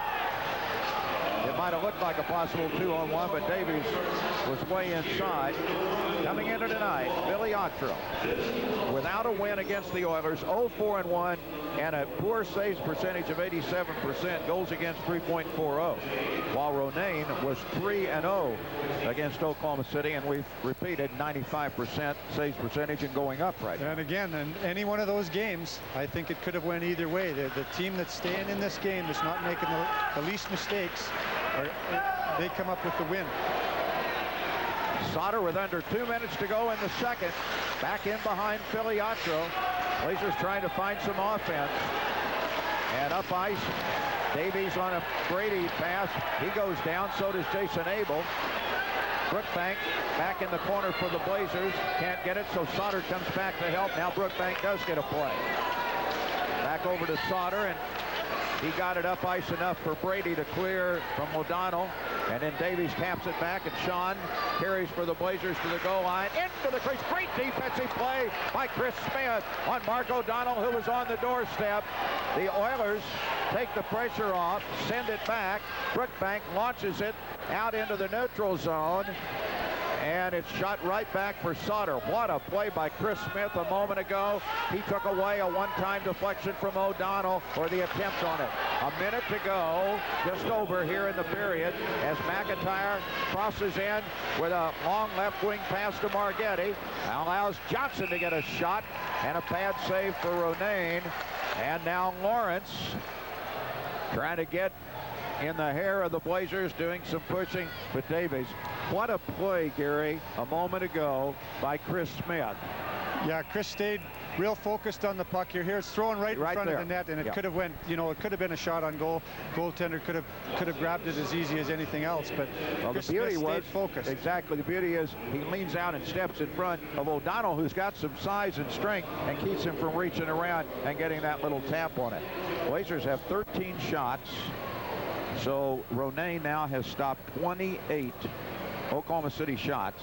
Filiatro has looked at 15, and the one that got loose by Gregoire for his 8th goal of the season came at 7:52 of this period. Sean Clouston a little upset about something else, but he can't be upset about the score. His Oilers trying to make it 9 out of 11 against the Blazers. But I don't think he's relaxed at all. You can never relax in these type of games. You know, these teams, both these teams can come out and score 3 goals in about a minute and play. Paul Johnson with a shot in on goal. I will say this, while the Blazers have doubled the shots, 14-7 now, really with the exception of only a couple of those shots, have they really given Romaine real difficult shots? They've been taking a lot of long shots, and again, there hasn't been a lot of rebounds. What you try and do is get the goaltender out of position with the first shot so that you can take the second shot, and he's really not standing up, you know, coming out on the puck. Paul Johnson off McIntyre's draw, tried to give it back to Corey, but it was taken loose from him and shot to the opposite end, and Chris Dashny chased by Doug Lawrence into the end zone. Takes a hard check in front. Beausoleil was on the net. Now Cook trying to get a shot. Kicks free. Slino has a shot blocked by Dashny. Oilers had a lot of blue shirts around the goal. Didn't get much out of it opportunity. Lawrence centers it in front. Broken up. Beausoleil back up to the point. A return shot over Filiatro. Up to the outside point. Lawrence clear up to the blue line. Circling with it. Has it stolen by Margetti. Margetti with a left wing break. Is going to walk in on Romaine. Knocked down from behind. Penalty coming up. Margetti chasing in. Tripped from behind. Didn't have enough control of the puck, Gary, for a penalty shot to be called. But it was kind of close. Well, that was pretty close. He didn't get his shot away, but they were kind of even going down the ice. You have to have a step or two on the guy that's checking you, and there's another penalty where you got to say, I got to take it. And it occurred just as the period came to a close. So what a way for the period to end. Margetti trying to get a shot just before the buzzer sounded. We have got a dandy going. At the end of 40 minutes, it is Tulsa 1 and Oklahoma City nothing. And we'll be back shortly with our intermission break.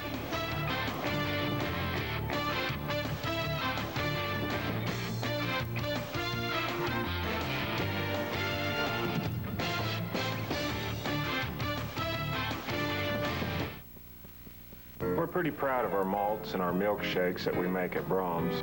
Any flavor that is in our dip cabinet, we can make a malt or shake out of it. You got pictures to prove this? Not too thin, just a little thick. It's however you want it made. The consultant said just use soft serve and call it good. Can't do that. We've maintained the old traditional soda fountain shakes and malts.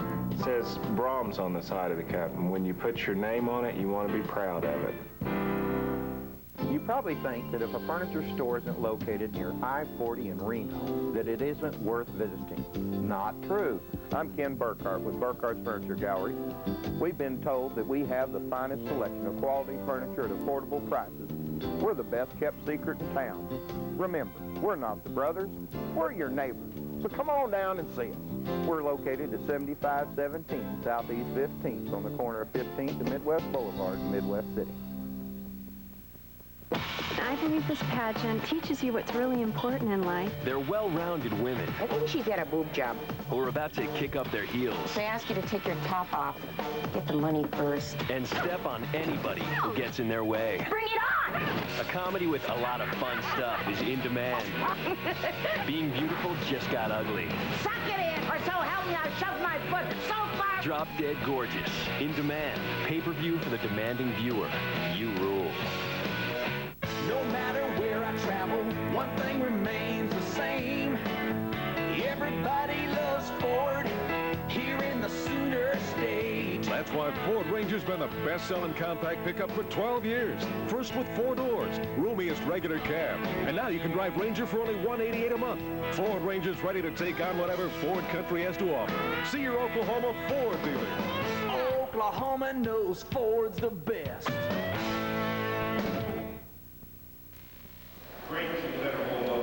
Welcome back, everybody. John Brooks along with former Oilers coach Gary Unger. John Holcomb will go downstairs in a moment. John will have a chance to visit with one of the Oilers in a moment, I think Chris Smith. But Right now, you go to 40 minutes of action. You see the Blazers with 30 shots on goal, Tulsa 15.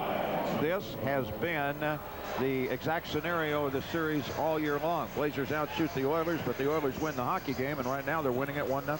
Well, it's been a real tight, close checking game. Both goaltenders have played real well. They're clearing the puck in front of the net. The goal that was scored, when you really look at it, wasn't really a classic goal.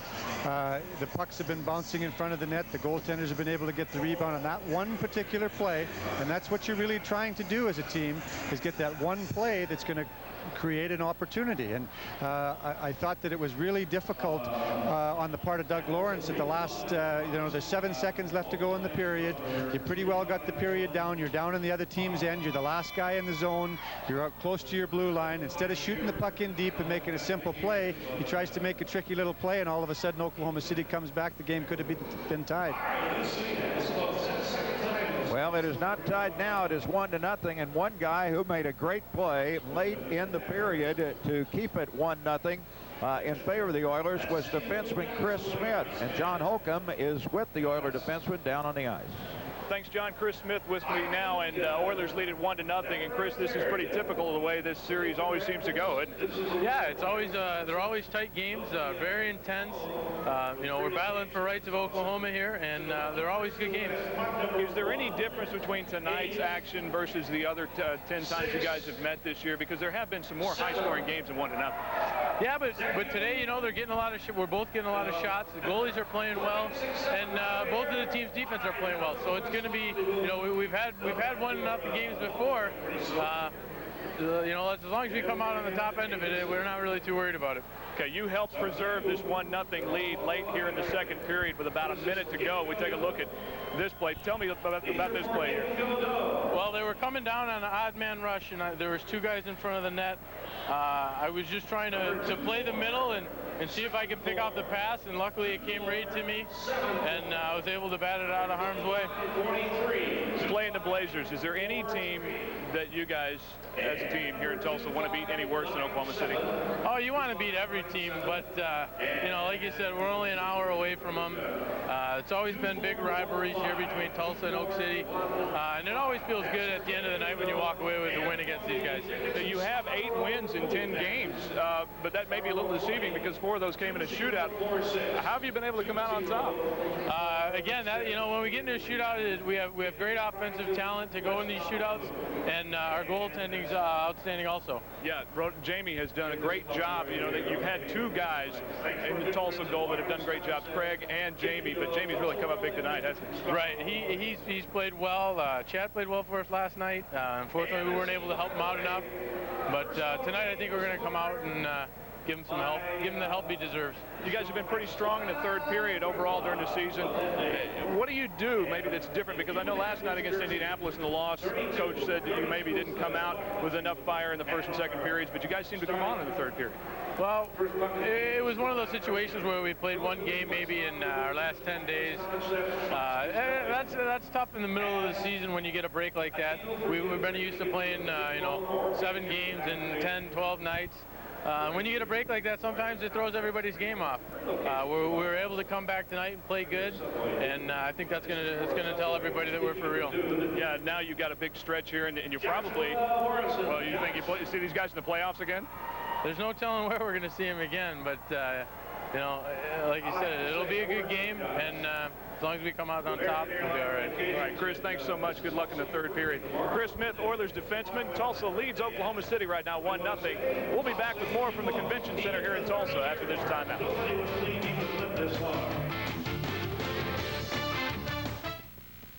Hey, new Ford buyers, if you want to be absolutely positively sure you're getting the very best price, plus choose from the best selection in the state, all in one location, and if you want 0 down and no payments for 90 days, then you got to come to Joe Cooper Ford in Midwest City this weekend. It's no secret, Joe Cooper wants to continue to be the #1 Ford dealer in Oklahoma, and that means he'll beat any other Ford dealer's price or give you $2,500.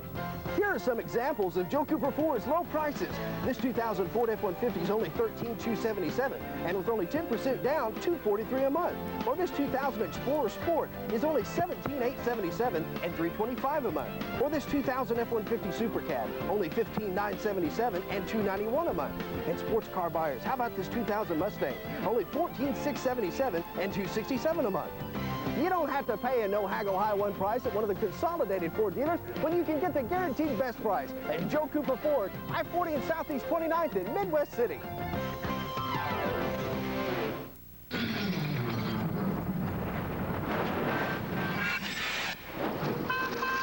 Do you ever just have one of those days?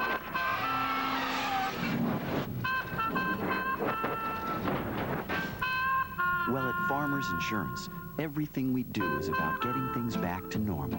Isn't that what insurance is supposed to do? Farmers, get you back where you belong. Call Jerry Penry, Gabriel Phillips, Danny Ray, or Rick Newby. You probably think that if a furniture store isn't located near I-40 in Reno, that it isn't worth visiting. Not true. You need to visit Burkhardt's Furniture Gallery in Midwest City. You'll find a great selection of quality furniture to fit every taste and price range. You'll enjoy shopping at Burkhardt's. We've always just treated people the way we want to be treated. Come by Burkhardt's Furniture Gallery. You'll be surprised at what you find. And remember, we're not the brothers, we're your neighbors. Welcome back to Tulsa, where the Oilers lead the Oklahoma City Blazers in Central Hockey League action 1-0. I'm John Holcomb, in between the second and third periods of action here. You know, we've gone on tonight about the play and goal of Jamie Ronan of the Tulsa Oilers, stopping everything the Blazers have had fired his way. But there's another goalie who's had a pretty solid season for Tulsa as well. His name is Chad Erickson, and we caught up with him a little bit earlier. I don't know. People say that goalies are a little bit off their rocker for the most part, but I think you just have to have I think for me, I have to have a sense of humor about the thing. You know, I have to really enjoy playing the game.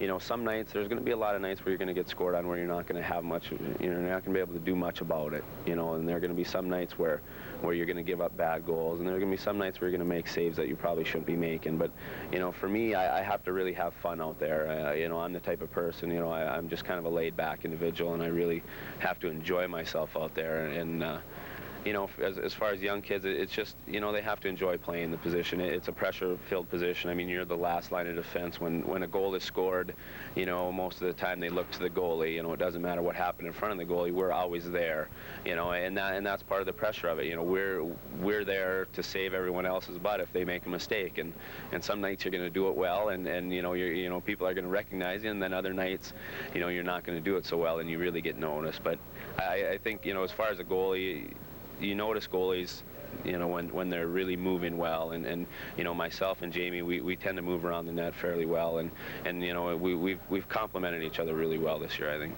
you have to have a short memory. You know, you have to forget those goals that get scored on you. You know, you can't dwell on the previous goal, because they can come right back down and get another one on you. You know, as a goaltender, you really have to have a short memory. You have to be able to forget about that goal, no matter if it was a good goal that you really didn't have much of a chance on, or if it was a bad goal that you let in. You really have to put it out of your mind, and you know, you have to be mentally tough in there, because you know, there's a lot of people looking at you in there when it comes right down to it.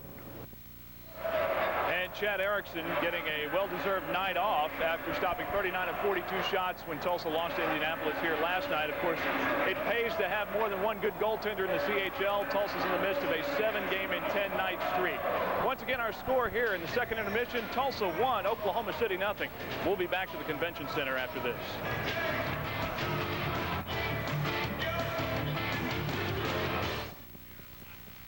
To be a great actress, you must call upon your own experiences. So when I want to feel disappointment, I think of this.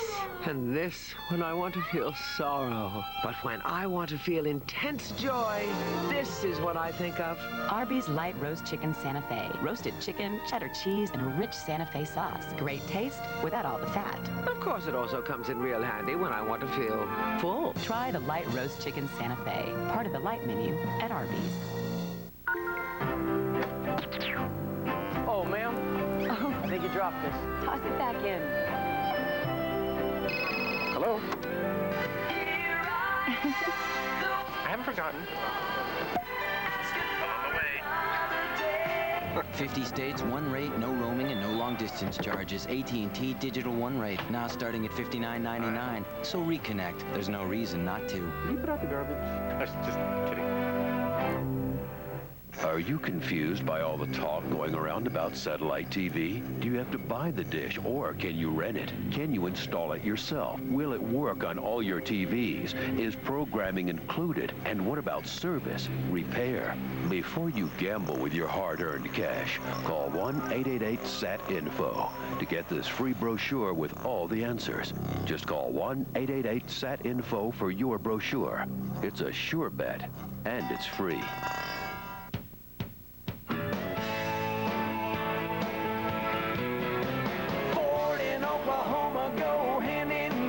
Introducing the award-winning Ford Focus. Striking innovative look. Control blade suspension for superior ride and handling. The most interior room in its class. Advanced safety features starting at just $12,660. And now you can get 4.9 financing on Focus. Focus. See your Oklahoma Ford dealer today. Oklahoma knows Ford's the best.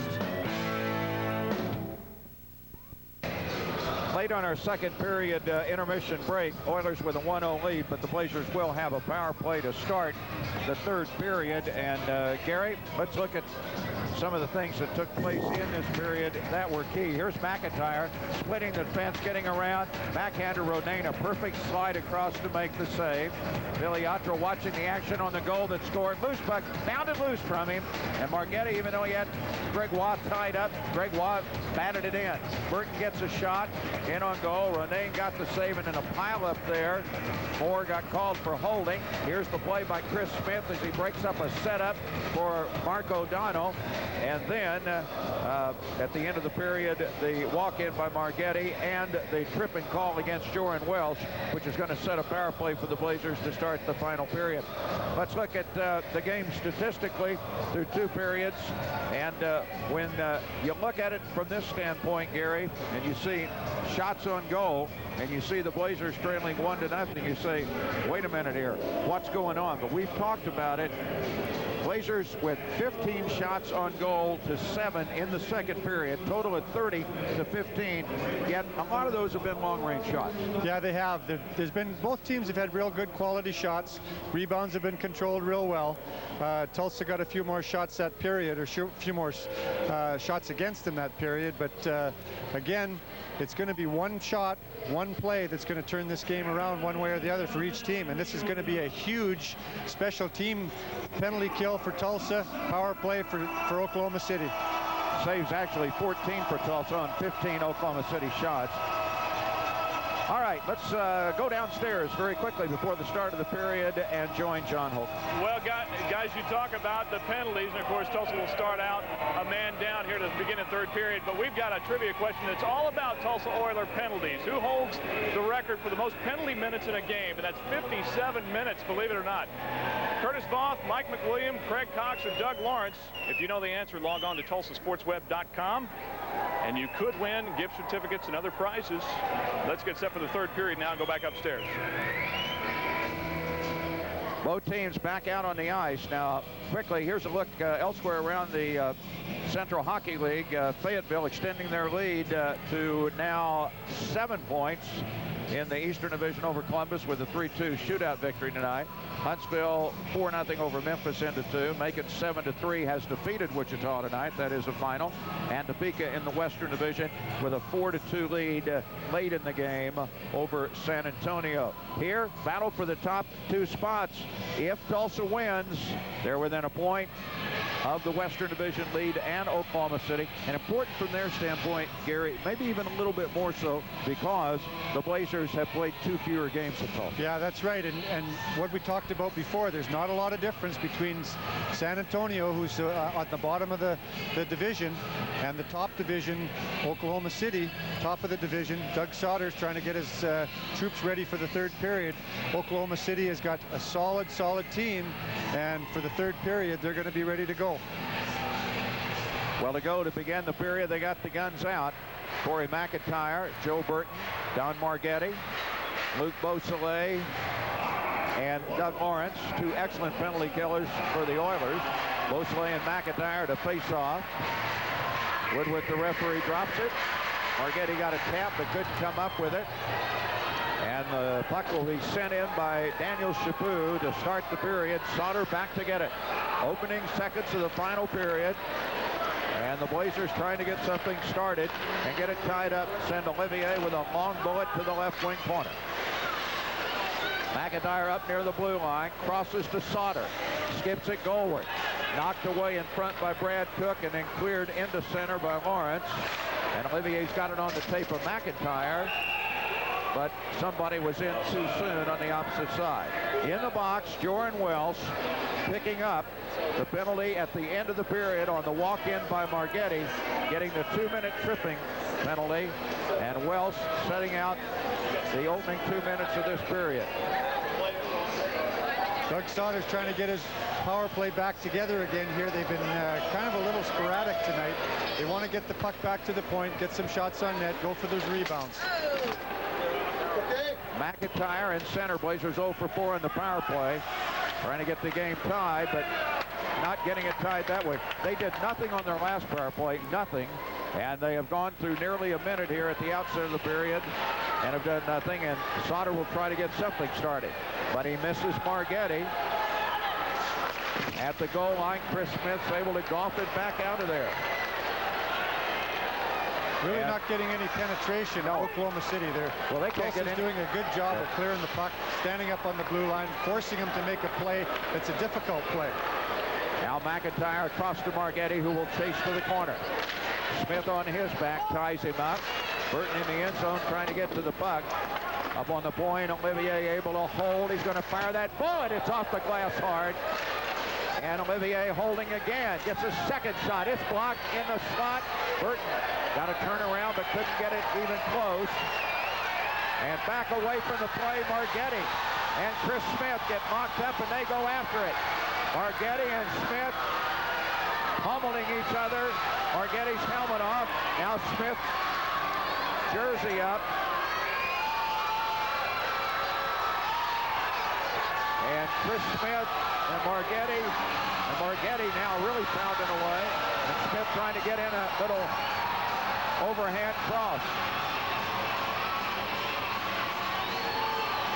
Chris Smith having a little difficulty. He had his sweater tied up. Margetti had his sweater tied up. And it's really difficult when you're trying to get your hand out to make some punches when you got your sweater tied up.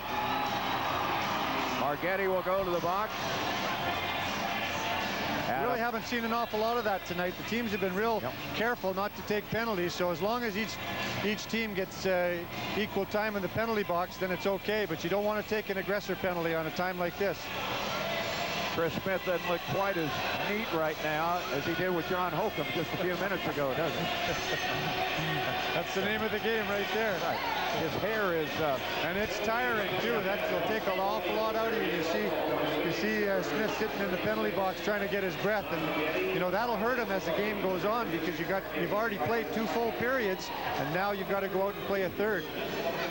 Early at 1:40, these two get into it, and here's how it all got started. There's a little tap by Margetti, then a little slap back off the stick of Smith, and then they say, okay, you're going to play that game, and they both drop it, and they go after it right there.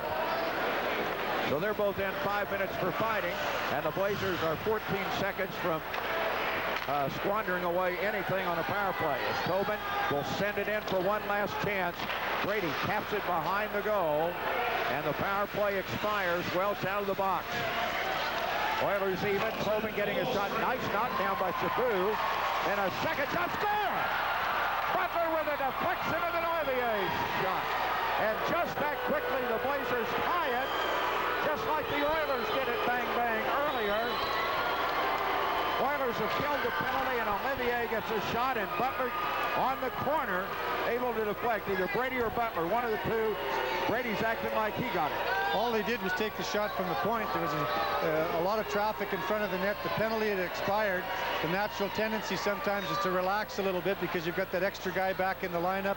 Came back to the point, just let it go at the net. Wasn't even a hard shot, just caught the corner. 2:12, the scoring time, and the game tied at 1. Fly no to start it for the Oilers. To Lawrence.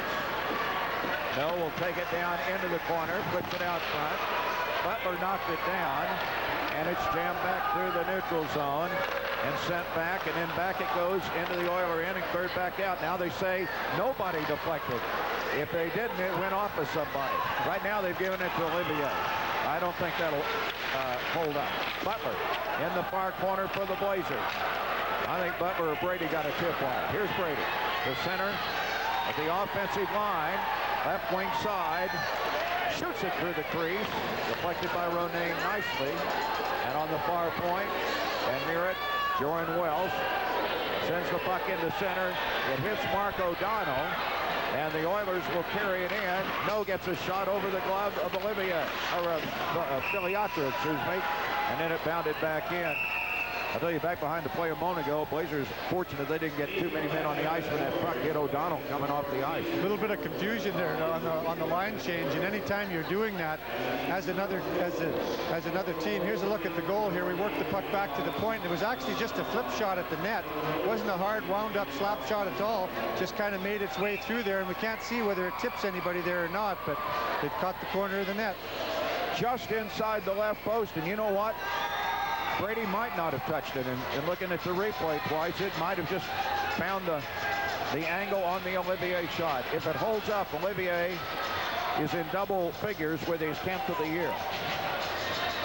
Well, we got a barn burner now, tied at 1, and Mike Moore's shot and pass comes to the near board, into the corner. Sauter snaps it out, missed Arbonitas. This is icing. Mike Moore has gone back to touch. 3.5 minutes in to the final period. If you joined us late, it was scoreless in the first. Sean Clouston's Oilers took the lead. Doug Sauter's Blazers have tied it. Jean-Francois Gregoire batting a loose puck low in the slot at 7:52 of the first. Past Filiatro made it 1-0. That was in the second period, excuse me. And then Olivier beats Ronayne at 2:07 from Tobin. Off the face-off. In the corner, the puck cleared. Up the boards. Hamlin, though, steals it. His shot ricochets back. And Olise trying to force it out. Can't, but Brookbank able to move it to center. And then the Oilers intercept and come right back in. Filiatro had to pad that one into the corner on a little flip shot in. Arbonitas are going to play out at the bench area. Rolls it to the Oiler line. It skips back and is carried into Oklahoma City ice by Mike Moore. Drop pass, shot, Diamond save. Rebound back out. Diamond had a read on Filiatro, but didn't get a lot on it, Gary. And Chaput has gone back to play it. 4:15 into the final period. Game tied at 1.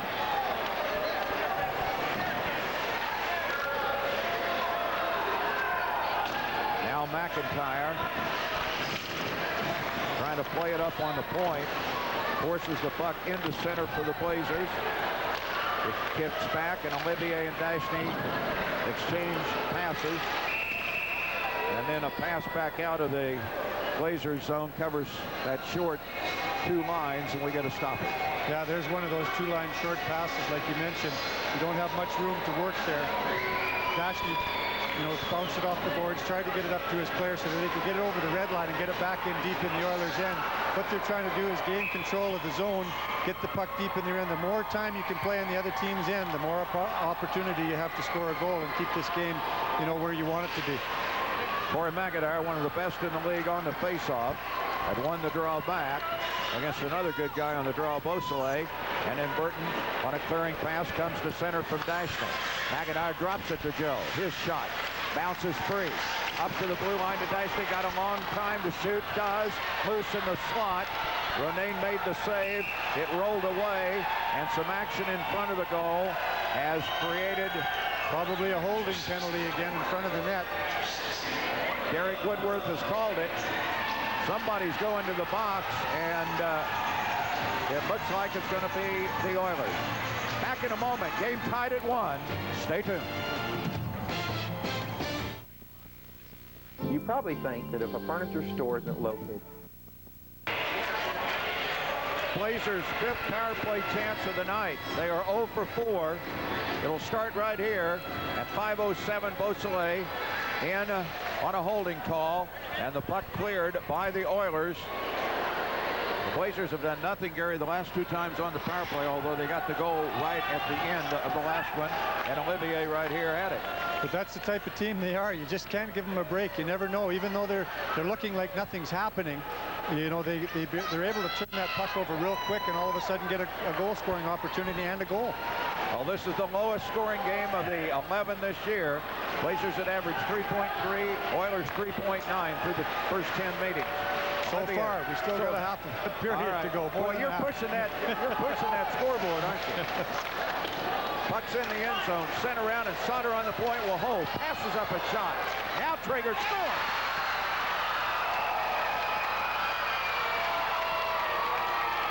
Well, just like we talked about, all of a sudden, you know, they've been struggling all night on the power play. All of a sudden, they get a chance in the 3rd period, and they're up 2-1. And that is Hardy Sauter's first goal this year against the Oilers. Even though he leads them in scoring in the series, he had 14 assists. He sent a bullet. The big play right here, though, Gary, at the point where he has it. And he makes the fake. Makes the fake, gets around the Oiler defender, and puts it in. And both shots have just made it and ticked the left post coming in. That was a rocket. That had eyes. It was going right into the corner of the net. It tipped something in front and went up, but it was a rocket. And when he's that tight on the net, he's going to get a good chance to score, which he did. Blazers lead 2-1, their first lead of the night. And with 13:45 to go, the Oilers in a position for the first time where they are chasing. And the Blazers have chased the Oiler pass with Mike Tobin back into the end.